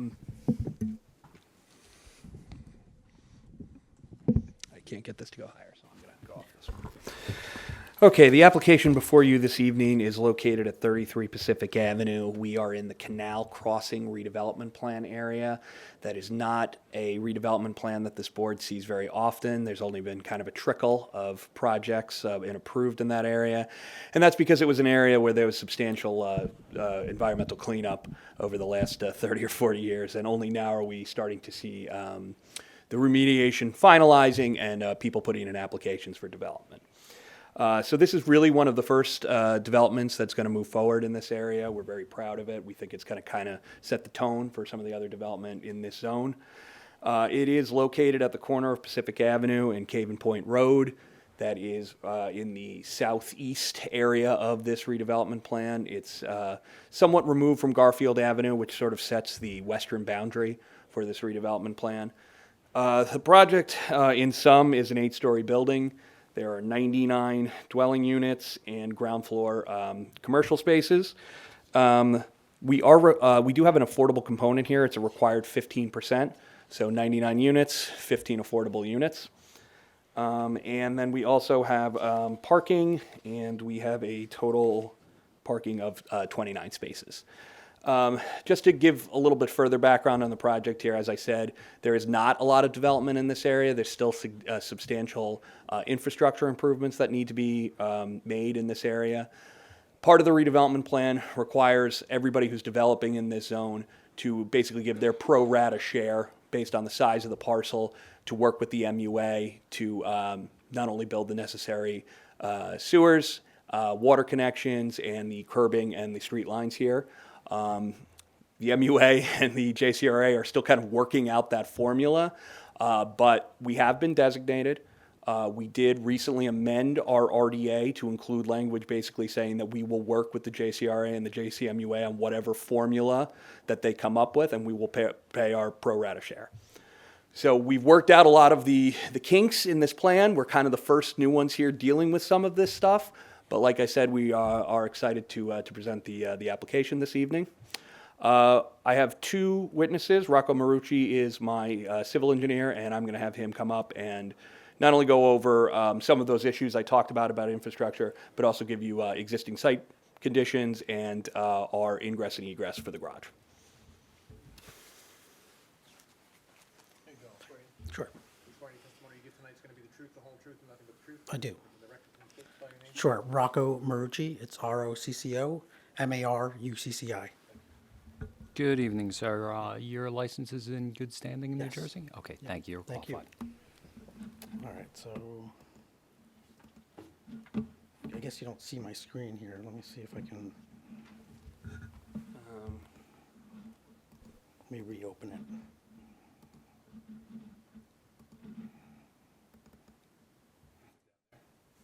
It's on here, yeah, but it's. Drag it up.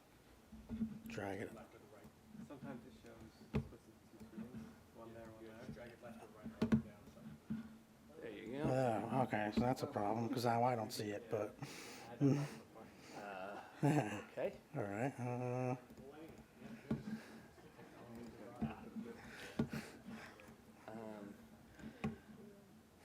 You had that problem before? Usually go to display and kind of change the Of course, right? Display. It's not how you want to start, huh? Do you want to just kind of drag it over to the... Yeah, let me open it back up.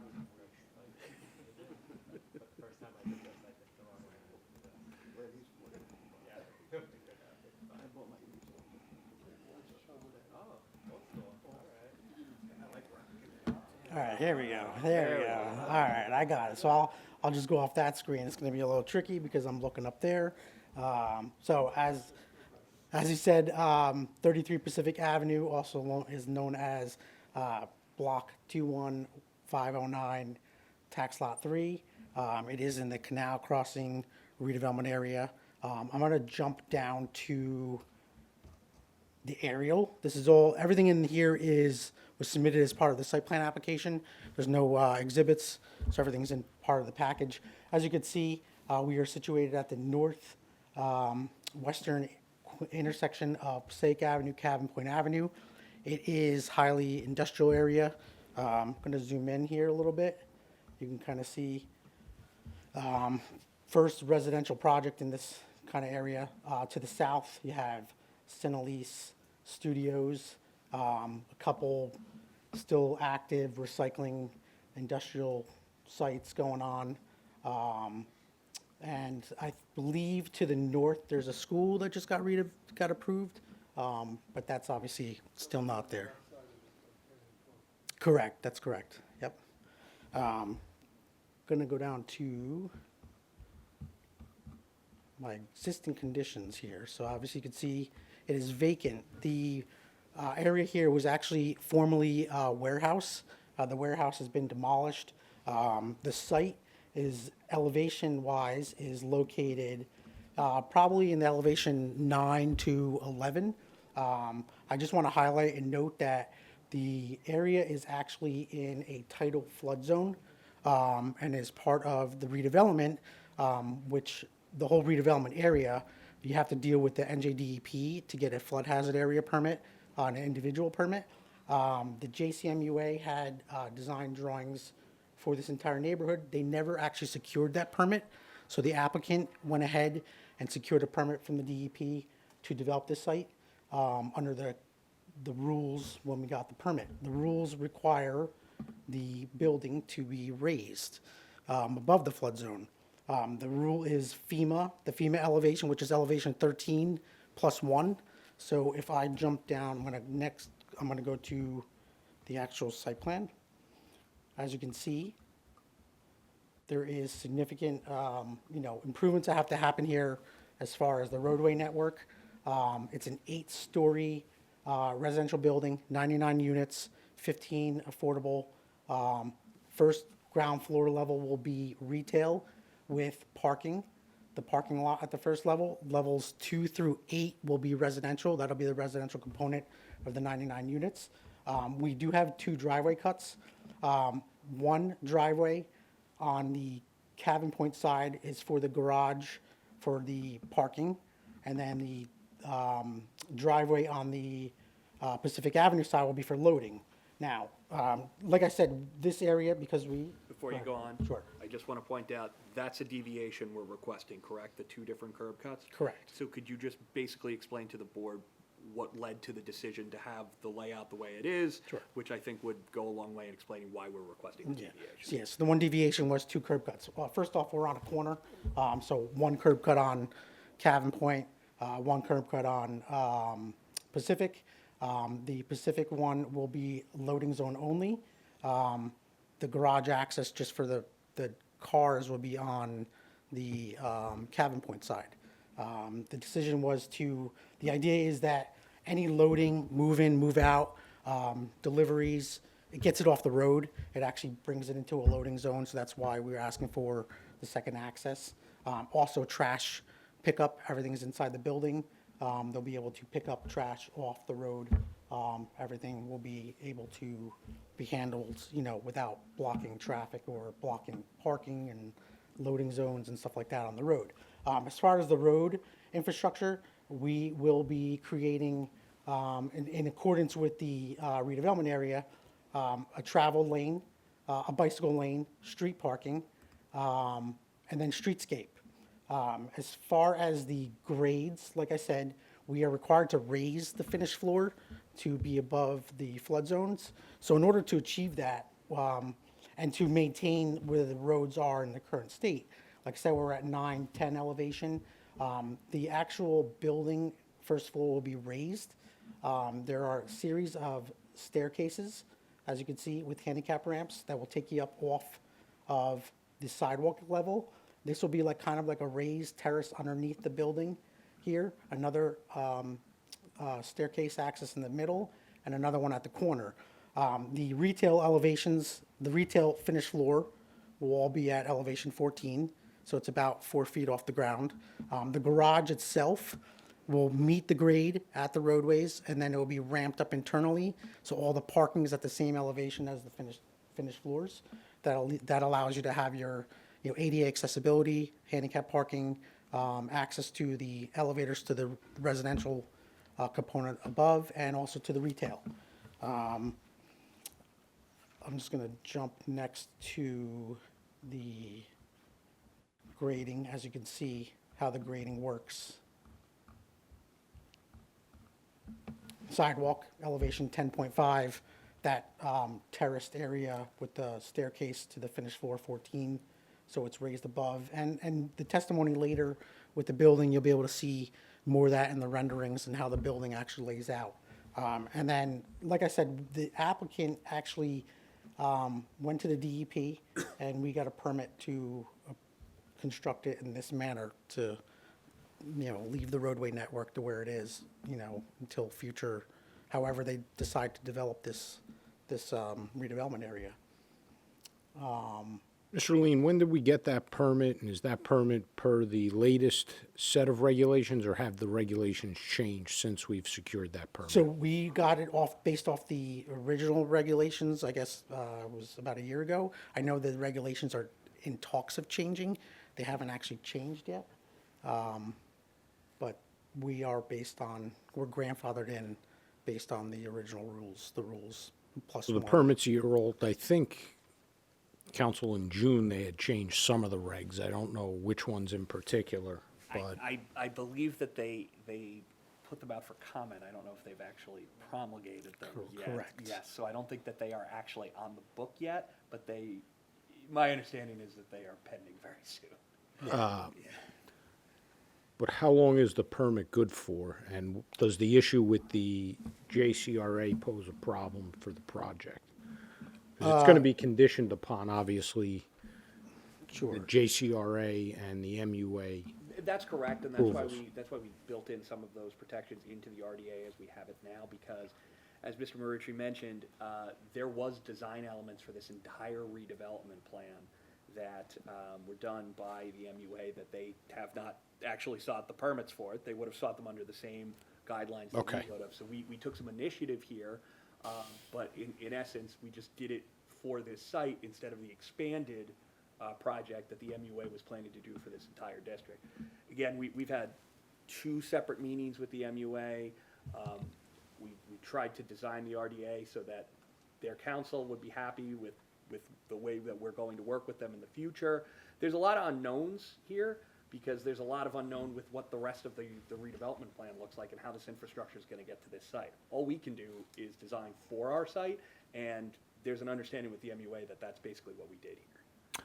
Don't disagree with any of those comments. I'm just generally concerned that obviously what's going on under the redevelopment plan and with the infrastructure improvements that the MUA is going to be, I guess, spearheading, that it matches what the DEP is approving and reviewing, right? So that was the purpose of my comment. The board understands, obviously, that it will be subject to those things happening, but I'd hate for you to have to come back and get an amendment because of, There's no question that there's going to be some growing pains here, but I mean, this board is fully aware there's rarely a building that gets developed where we're not coming back and seeking some type of amendment at some point.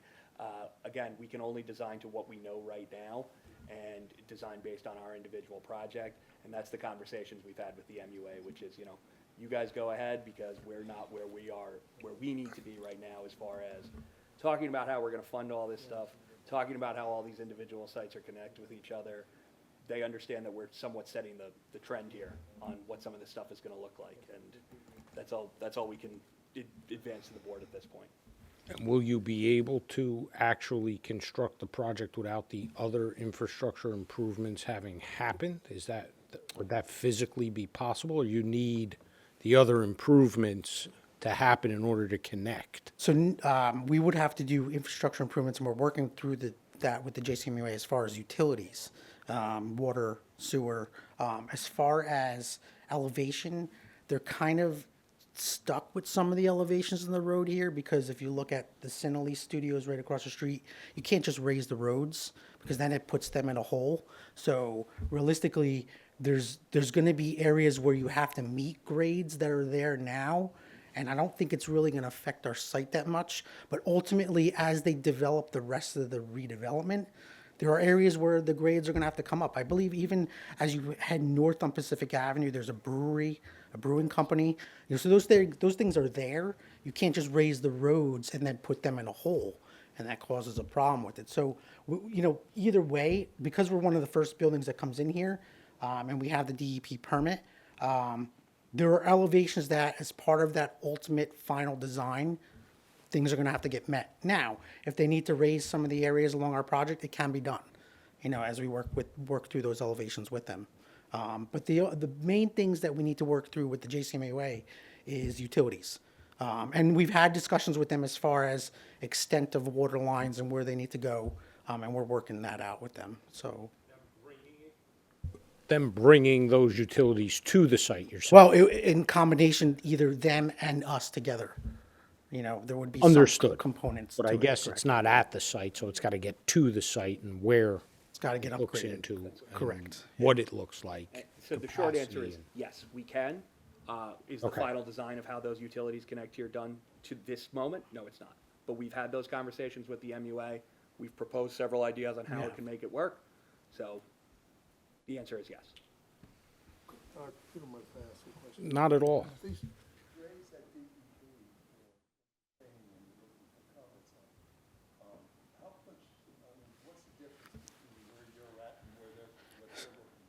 So the current, the way our permit is issued is we're 1 foot above the base foot elevation. So the base foot elevation is 13, our building's at 14. My understanding is they're talking in the range of almost 4 feet above the base foot elevation. So that would make it 17. So, yeah, so it's a significant, the rules right now that are in front of the DEP for comment is a significant change in raising a lot of things. But again, like I said, you're not going to be able to change certain areas that are already developed. The Cinelli Studios there, you can't raise the grades 5 feet because then it puts them in a hole and they're just going to flood and they're going to be stuck. The brewery company. So, correct. Yeah. Now, as you develop, further, north and east of here, where there's nothing else, yeah, those grades can come up as long as there's nothing there that's already been built. Warehouses, correct. But if that does become redevelopment as part of this whole thing, yeah. So utility-wise, we understand and we know that there are things we're working out with the JCMUA, but it can be done. Yes. I'm just going to jump back to the site plan. Again, like I said, there's roadway improvements, driveway cuts, the garage. Again, we already went through that. I'm just going to jump now through, I'll bring up the landscaping, streetscape. We're doing, street lighting, decorative sidewalks, street trees, similar to any downtown redevelopment area. And then this is just a color rendering that kind of shows you, the trees along and the driveway cuts and all that stuff. So that's really all I have as far as the application. When you say well, so the contamination, I believe, has been dealt with on this property, and it would be capped. So I don't think there's going to be wells because it's a capped site at the moment. Yeah. Okay, anything else? I have nothing further for this witness. Any questions? No. Anyone? Okay, thank you, sir. Yeah, I'm just going to pull up the. Yeah, don't move that computer. Yeah. Let me do this. I'm going to actually minimize this one, and then I'm going to pull up the architecture. Right? Yeah, I think we all want to do that. We're not that sure. There we go.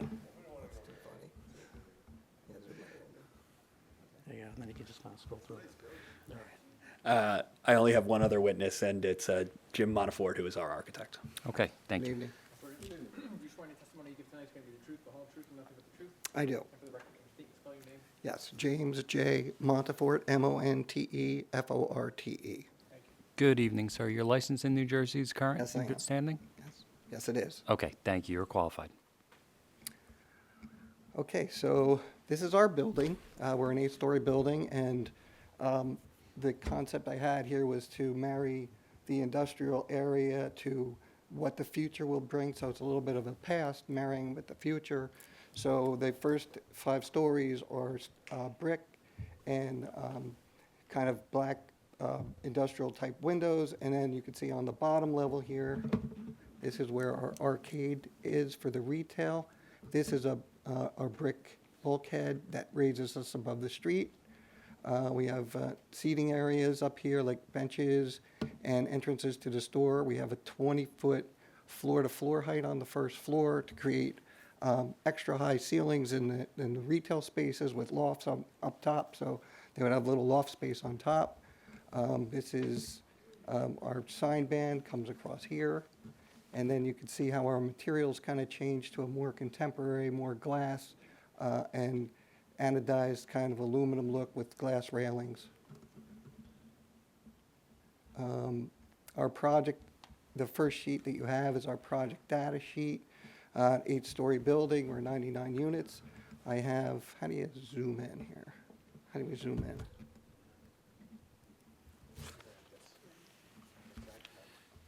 Oh, okay. Oh yeah, look at that. Get rid of that. So our breakdown is 99 units. We have 15 affordables. The chart that is the unit breakdown shows the affordables, how many we have. We have 2 very low income, we have 6 low income, and we have 7 moderate income units.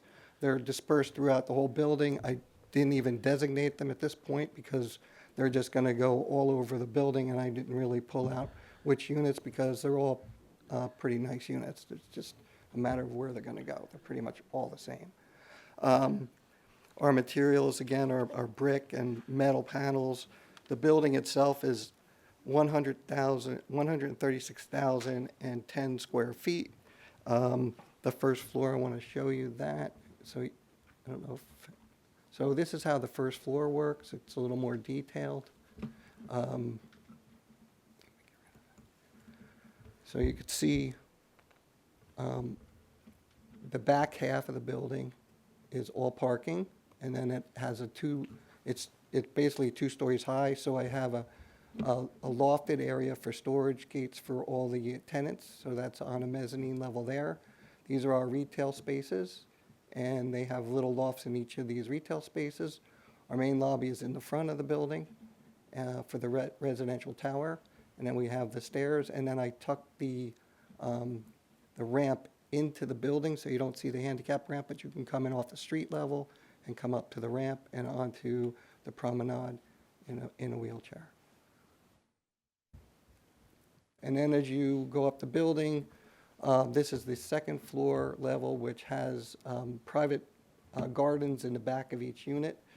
The building is set back off of the north side enough so that it has a full facade here, no matter what happens in the future. Even if someone builds up to the property line, we still have enough room to have a nice facade. We have balconies and windows. And I was trying to think about what's going to happen to this area in the future if somebody builds a 0 lot line. So all of these units in the back have these terraces in the back. We have double elevators that take you up to the upper floors. The only place where you're at a 0 lot line is on the, I believe this is the east side. And as we go up the building, the units just keep mimicking themselves. So on the roof, we have a finished roof area for amenities. It's about 4,226 square feet of amenity space. 1,300 of it is actually enclosed, which is permitted by the percentage of the floor below it. There's a covered loggia area where it says covered area for seating and other events that could happen underneath that covered area and get out of the sun. We have a garden patio on the side, and then 6,000 square feet of planted surface for grabbing rainwater and filtering it and sending it back into the system. So it's a rather large green roof. And these are our building elevations. As you can see there, the way the building lays out, the brick portion of the building kind of stops before the end, and then it's wrapped with this contemporary structure that goes around it. And our signage is all block letters that are applied to the building. This is the other side on Cavan Court. You can see we have the building again wraps back down around the building, and then we have balconies that stick out to the side. And then this is our terrace area. This is our blown up first floor showing where you go into the garage. This is in the south side of the building. I keep doing that. We have lighting fixtures spec'd out. They're pretty much wall mounted up and down. This is our zero lot line side. Someone could build right up to us, so we have to fire rate this portion. So I'm doing a series of metal panels with a little color change. And then there's a recessed piece that runs up the center and over the top. That's recessed enough to create windows. I have these open air masonry units that allow air to come into the garage, but if someone builds up against us, we visually don't have to see them. So I added that, and then we have stucco. These are the other two sides. This is the blow up of our first floor. The building is 90 feet tall. These are our materials. We have brick that's kind of industrial looking, and then we have a series of these metal panels, and we have some stucco, and then these are the open air blocks for the garage to allow ventilation in and out. And we have a couple pages of shadow study. This was required. And I think that's the end of my presentation for the building itself. Your railings are how high are they off the deck? 48 inches. 42 inches. Bottom rail, that space, The bottom rail to where? to the floor, bottom of the rail. The bottom of the rail, To the finished floor? what's the gap? to the floor? Oh, it's less than 4 inches. Some of them, the glass railings actually go to the ground. Okay. Yeah. The wrought iron railings stick up about 2 to 3 inches. All right. Yeah. That's required by the code. Can you get them to 2 inches or less? Sure. It's not really detailed yet. If you want them to be 2 inches or less, that's fine. Maybe 1 4 inches. 2 inches? Yes, sir. It is a matter of how it's detailed. So the railings on the lower, That's not here tonight, it was very emphatic, and he brought up a lot of good points. well, things rolling off the balcony. Yeah, it's just rolling underneath. Yeah. Well, the spacing is designed for children's heads, so they don't stick their head in there. But you're right, something smaller. It's something that Yeah. something rolls underneath, a Yeah. baby's bottle or Okay. I'll make sure that's on the drawings. Bitcoin or something like that. Bitcoin. Council, the height. What's the permitted height under the redevelopment plan? 90. It's 90. And what are we at? 90. 90. Does that factor in the, That is taking into account all of the exemptions, under the, the supplemental code, yes. and is that based on the floodplain elevation too? Yes. Yes. And I actually was just in a seminar with DEP, and the new regulations are being adopted in July. But since we've already got our approval, we're considered a legacy property. So this runs contiguous with the property, our approval. That permit does expire, right? No, not the approval. Okay. Yeah, because we're actively working on it too. So I guess if the project dies for, 10 years, we might lose it. We don't plan on that happening. I'm not sure how everybody's going to handle this extra 5 feet, because it's 4 feet plus 1 foot of freeboard. It's a lot. That's what they're talking about, right? That's what they're, Yeah. It's a lot. And it pushes I'm in a shore town, so it basically pushes everybody that was in an A zone is now going to be in a flood zone. It's just going to play havoc on small towns with retail. I'm not sure how they're going to do it. So this was hard enough just to get people up 4 feet. Well, Yeah. Yeah. Thank you. Thank you. So I have a question in regards to the parking. So there's 29 ground floor parking spaces. Are those spaces for the commercial or for the residential? They're portion of it? residential parking. They're residential Except parking? for the handicap spaces. Oh, okay. And for the affordable units, is this going to be selected throughout all the floors? Yes. The 8 floors? Yeah, I believe, I didn't, that's what I was saying, I didn't really designate them yet, but I was planning on doing throughout the building on each floor. Okay. Yeah. They are subject to UHAC, so Right. there's a breakdown, there's studio, 1s, 2, 3s, bedrooms, And when we go to enter into an affordable housing agreement with the city, they will require us to designate each of the units, and they do not allow you to have them on one floor. They have to be spread out throughout the building. So. Thank you. A couple quick questions. Council, I know I'm going to say sooner or later, or you're going to say it for me, that all the affordable units should be built from the same materials, same fit and finish, everything. That's correct, yes, and we will add that as a condition. Okay.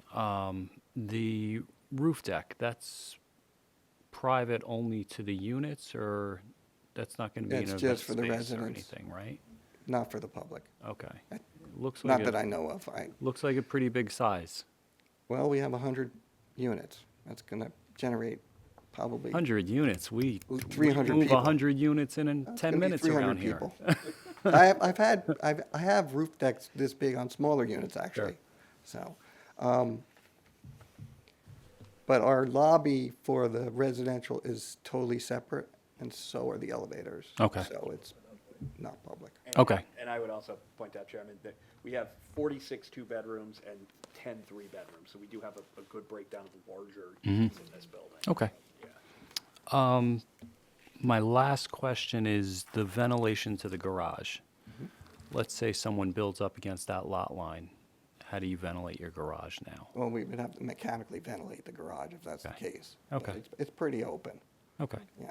Right now, we qualify for an open garage. Gotcha. And I also have mechanical penthouse in there too. So that too is, that's just for the units for the retail component. Okay. So they're within the garage. Gotcha. All right, that's it for me. Anybody else? Anything? All right. Thank you, sir. We appreciate Thank it. you very much for your time. Council?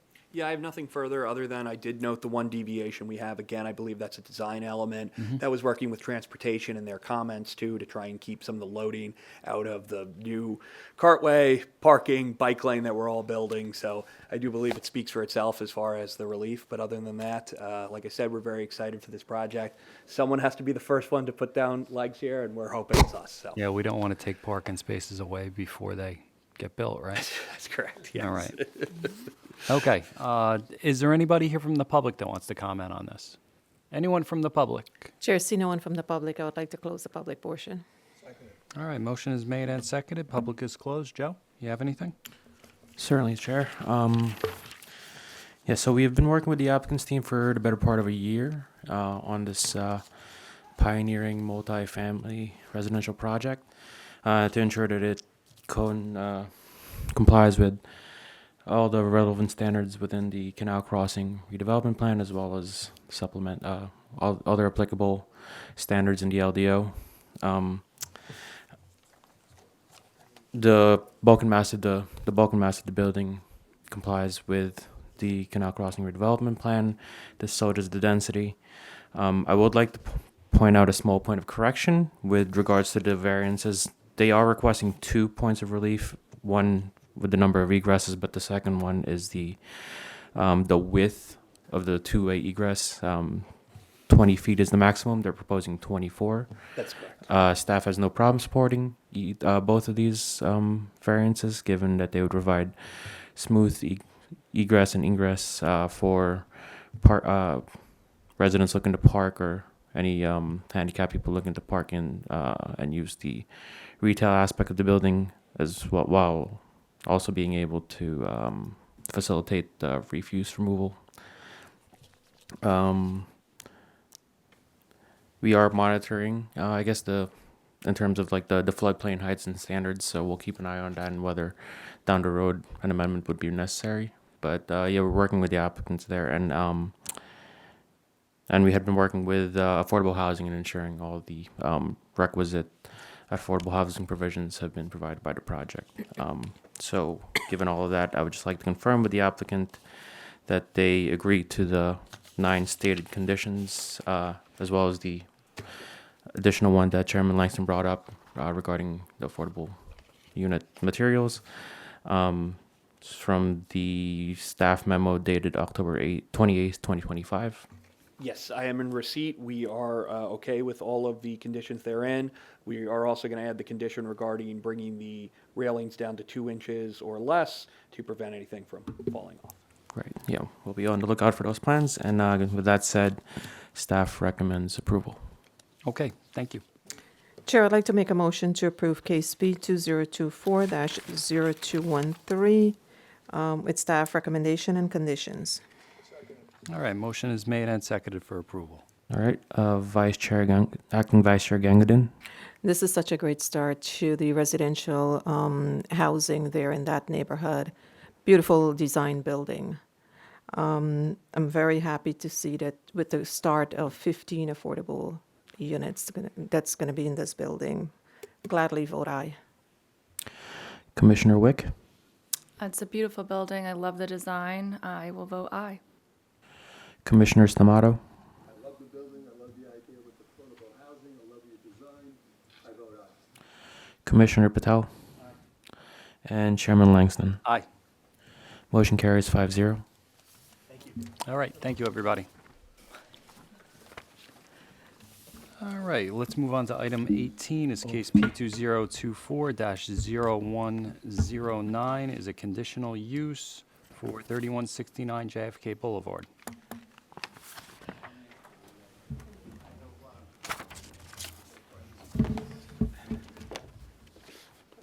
Seeing a lot of me tonight. Seeing a lot of me tonight. Too much?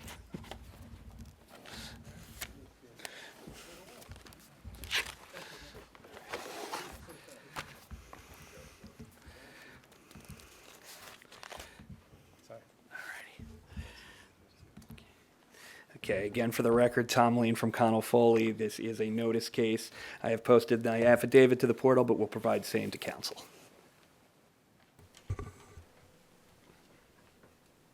Thank you.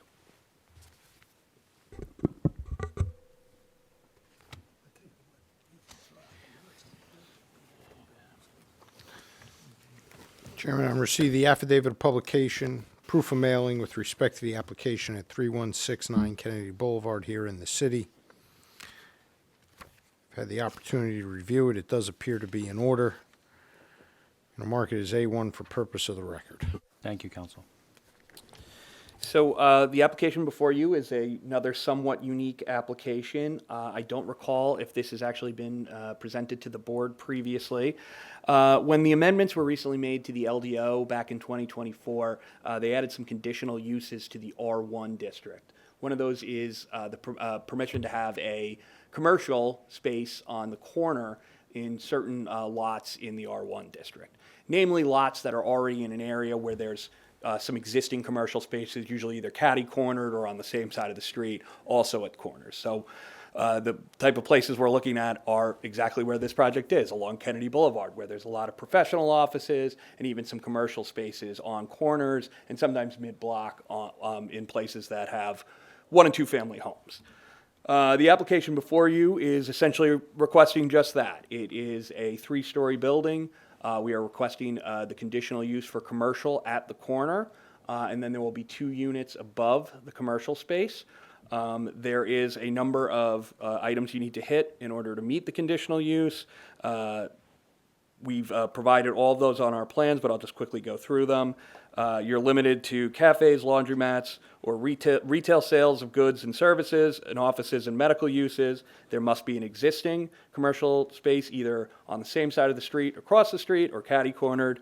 We have that here. Limited to ground floor or cellar. We're on the ground floor. Lot coverage, 90%. We're below the 90%.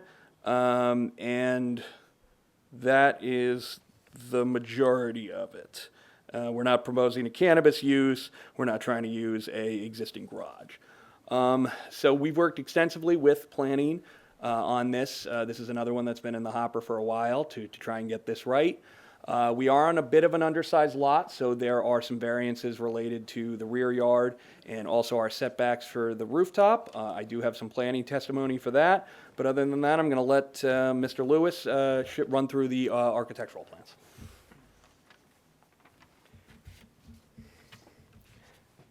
And I recognize that I am also still under oath. Again, this is the last time you'll have to deal with me tonight. Okay, so as was mentioned, we are an undersized corner lot in the R1. It's 25 feet wide, but only 80 feet deep. There was an existing one-family building on the property which has already been demolished, and we're proposing a new 3-story, 2-family home with 2 garages in the rear, as well as ground floor retail located at the corner fronting on JFK Boulevard. We're asking for variances for rear yard setback as well as the roof deck setback. So let me just jump right into the site plan here. And I also want to mention that Floyd Street is a short dead-end street off of JFK. And the other thing I want to mention about this site, which will be clearer when I show the elevations, is it's a pretty sloped site. We're sloping down towards the corner on JFK and then down even further along Floyd Street. So when we get to the elevations, that'll be very obvious. So on JFK, there is one existing tree, which we will be keeping and providing with a new tree pit. And we're proposing 2 new trees along Floyd Street. We have one new 10-foot one new 10-foot curb cut along Floyd Street. That is back here. And that's to provide access to 2 new garages, 1-car garages, 1 for each apartment.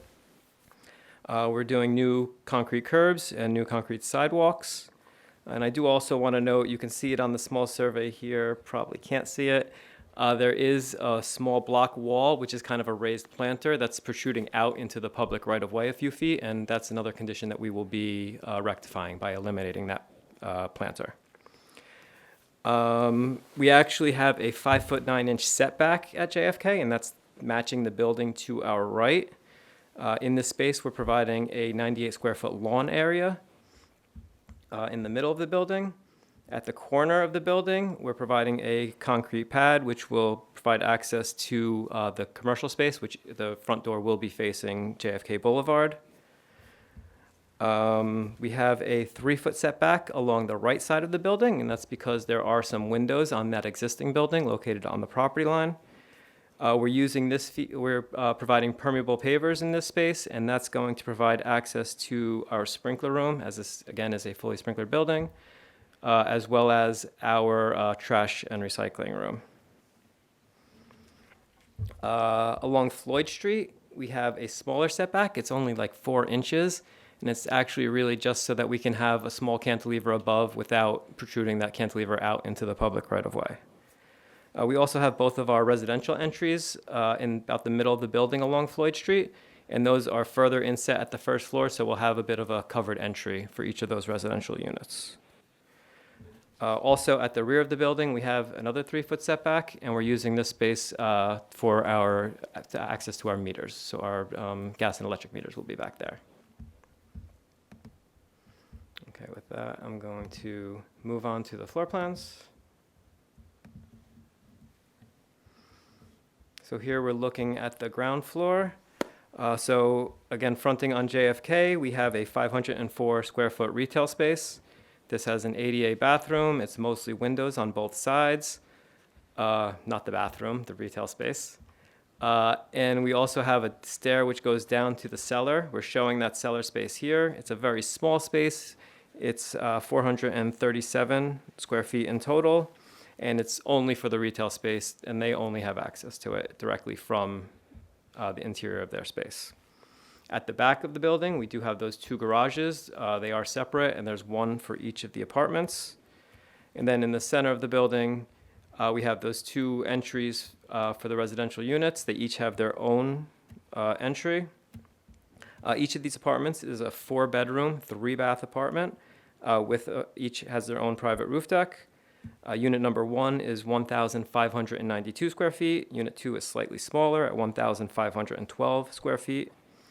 On this first floor, each of these apartments has a hallway with a closet and a staircase going up to the second floor. Here we're showing the second floor plan. We do have those small cantilevers at both corners of the front of the building, fronting on Floyd Street. Again, it's only a 4-inch cantilever facing Floyd Street, and then it's 12 inches at the rear and at the front facing JFK Boulevard. Each of the apartments here have a living, dining, kitchen on this floor, as well as 1 bedroom, 1 bathroom, a laundry closet, as well as a stair going up to the 3rd floor. I could also mention that the front apartment has a Juliet balcony facing JFK Boulevard. Here we're looking at the third floor. Again, each apartment here has an additional 3 bedrooms, so for 4 total, and 2 bathrooms for 3 total. And also, again, there's a small Juliet balcony facing JFK Boulevard. And then lastly, each of these apartments has the stair continuing up to their roof decks. Looking at the roof plan, each apartment has a small mechanical closet on the roof. And each has their own HVAC unit that is screened, and we're showing a detail of that screen right over here. And they each also have their own private roof decks. The front roof deck is 255 square feet. The rear roof deck is 379 square feet. We are providing a 10-foot setback from JFK, but only a 3-foot setback from Floyd Street. And the reason for that is it's just there's not enough width here to provide a useful roof deck and that 10-foot setback from Floyd Street. There's actually only 13 feet in total in between the staircase here and the front facade of our building. So if we provided that 10 feet, that we'd only have 3 feet left over for the roof deck, which isn't really a roof deck. So we're hopeful, we would like to provide that outdoor space for our clients. So we're hopeful that we can get that approved here. In addition, we're also providing a little over 400 square feet of green roof trays on the roof. Looking at the building elevations, this is the front and the rear elevation. You can see that they kind of mirror each other. The main finish that we're using is a light gray brick. We're also at the cantilevers, we're finishing those with light gray metal panels. We have 2 sets of cornices, both of which are wrapped in slate gray metal paneling. We have black frame windows and doors, black aluminum railings for the Juliet balcony. And we have a gray cast stone base, and here we kept the top line of that cast stone base consistent, so it really emphasizes how much of a grade difference we have. You can see at this JFK corner here, it's almost at grade, and then by the time you get to the rear, it's substantially higher than it was at the front of the building.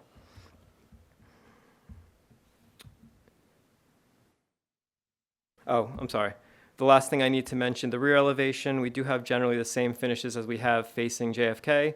The only difference is about 15 feet back, that finish changes just to a white vinyl siding, and that's going to wrap around the side of the building as well.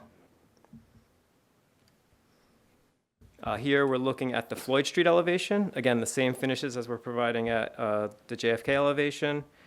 We have our 2 residential entry doors as well as our 2 garage doors, both of which have black aluminum frames and are half transparency glass. They're really mostly glass. And again, you can see that substantial slope down from JFK along Floyd Street. Then lastly here, we're looking at the right side of the building. This has a gray smooth stucco finish at the base and white vinyl siding above. We have a door here, which is for the sprinkler room. And then we really just have kind of a open covered area tucked in underneath the staircase, which is going to be for our trash and recycling area.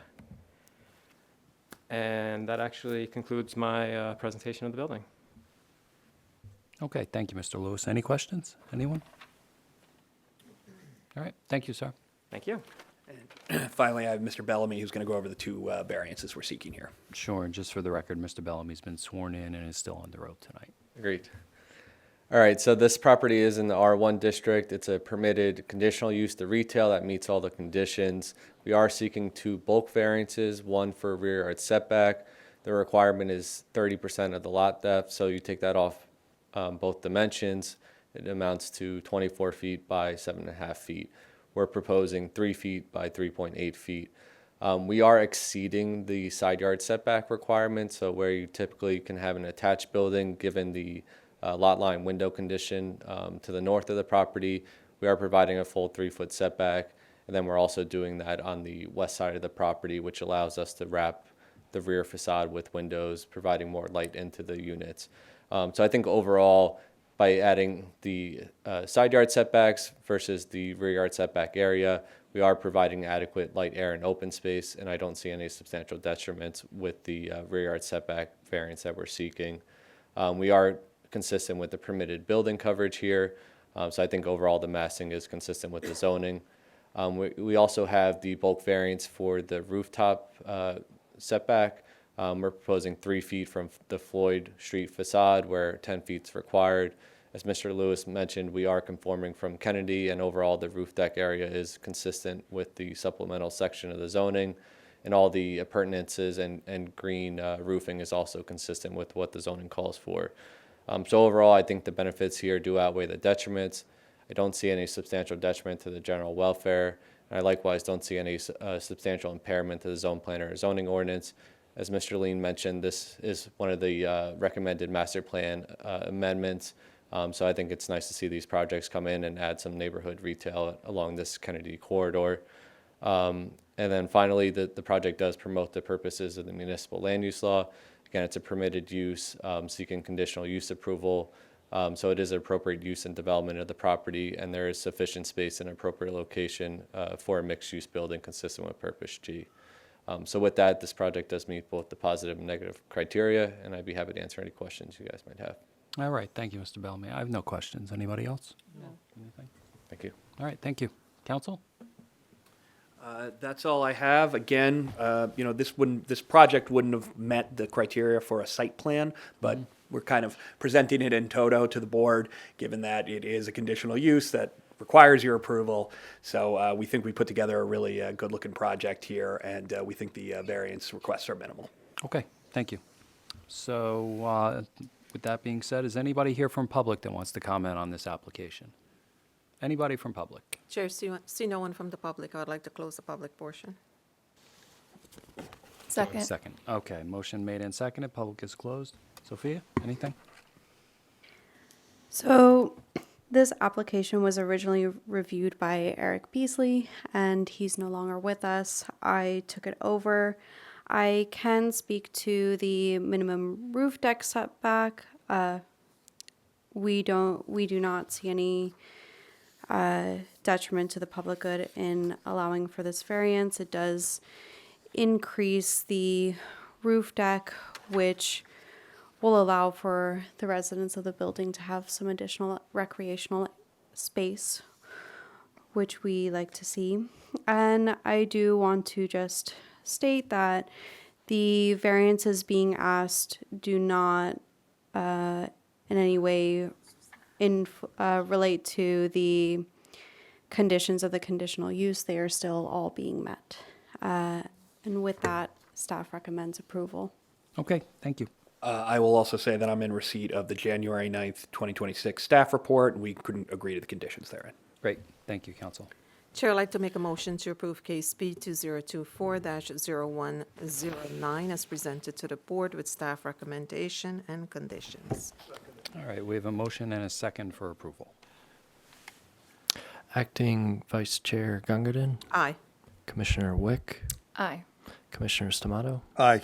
Commissioner Patel, Aye. and Chairman Langston. Aye.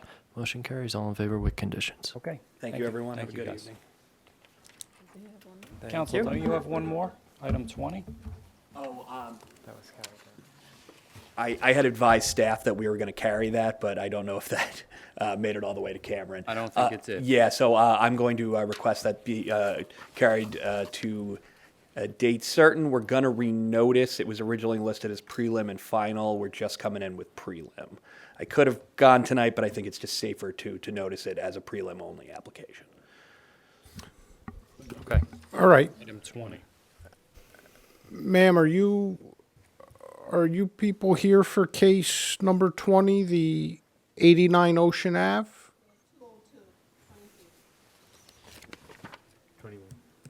Oh, God. Oh. Yeah, it's not going. So that, we're not hearing that until February. I'm sorry, not in the mic. February 14th, we're hearing that. I apologize. I'm sorry. Yeah, February 24th. I'm sorry. Yeah, we announced at the beginning of the meeting that was carried. I apologize. I hope you enjoyed yourselves. It wasn't terrible, right? Thank you for coming. I appreciate it. Okay, so let's call item. So, sir, I just want to be clear that if you got a notice, you're not going to get another notice on that case. That case is going to be Go ahead. on for February 24th. So you will not get another notice in the mail about that date. 24. 24. Yeah, I screwed up. Okay. Thank you, counsel. Do you want to just give me a date certain, just in case, for item 20? It'll be 24th. The 24th is fine. Okay. Thank you. Have a good night.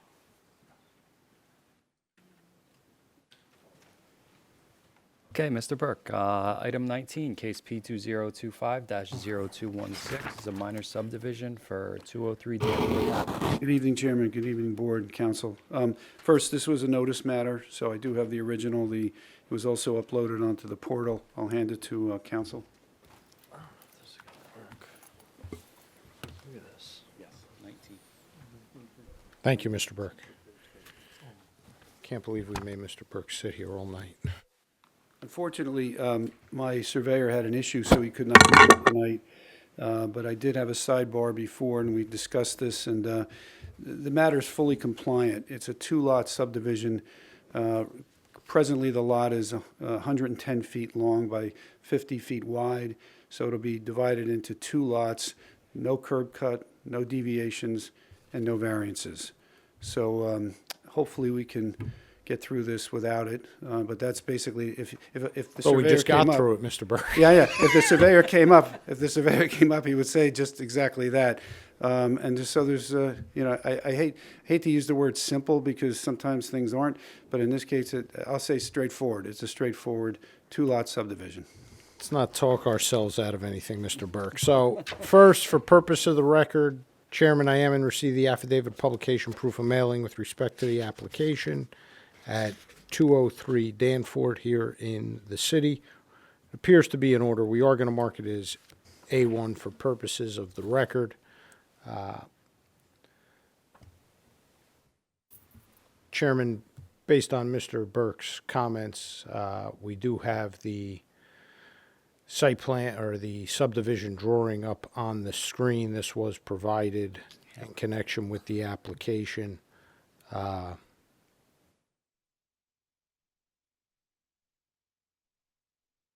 Can you move it over to the title block so I can?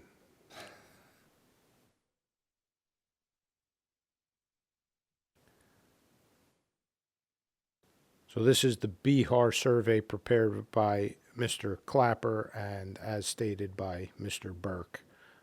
It is a existing lot being subdivided into two conforming lots. The existing lot is 50 feet by 110, and it is going to result in two lots, 25 by 110, where the required is 25 by 100. So, to Mr. Burke's point, it's pretty self-explanatory.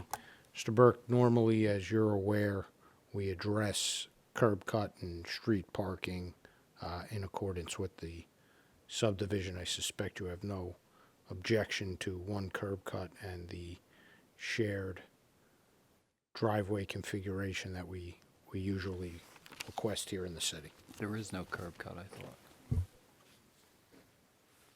Right, counsel, you're not proposing a No, curb yeah, cut? we're not proposing a curb cut, not on 25 by 25 foot wide.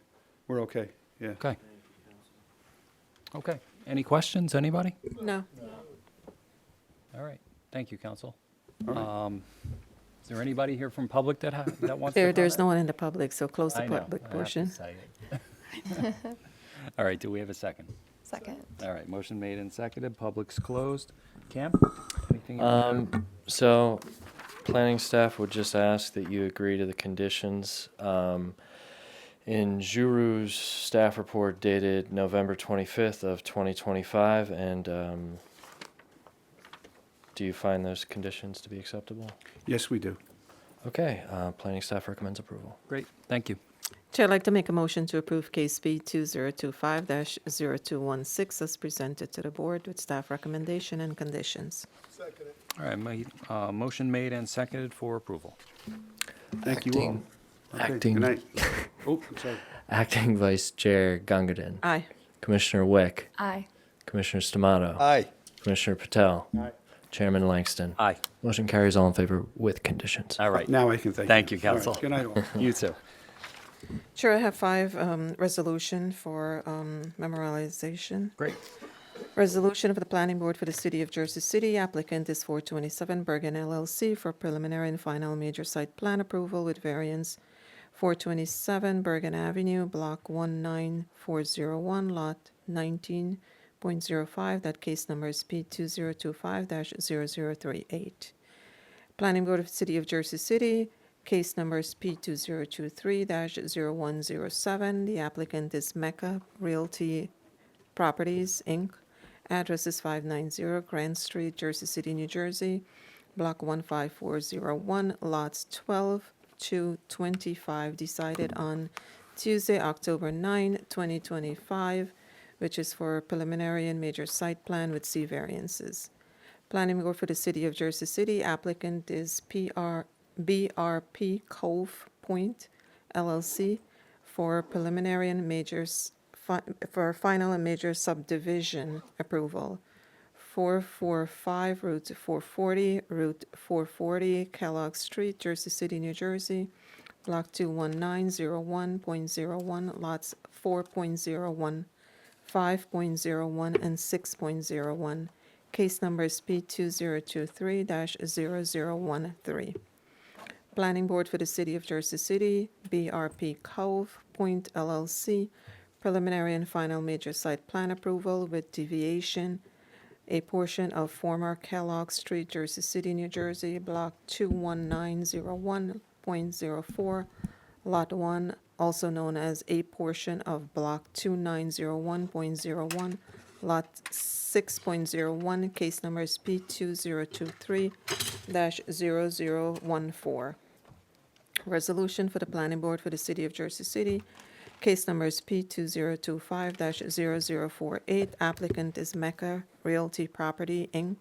Address is 590 Grand Street, Jersey City, New Jersey, Block 15401, lots 12 to 25, decided on October 9, 2025, for preliminary and major site subdivision approval. Okay, do I have a second, please? Second. All right, Cam, could we have a roll call, please? Acting Vice Chair Gungadin. Aye. Commissioner Wick. Aye. Commissioner Stamato. Aye. Commissioner Patel. And Chairman Langston. Motion carries all in favor to memorialize resolutions. Thank you, everybody. Executive session, anybody? We good? All right. Do we have a motion to adjourn? Motion to adjourn. All right, thank you, guys. Appreciate you. Wow.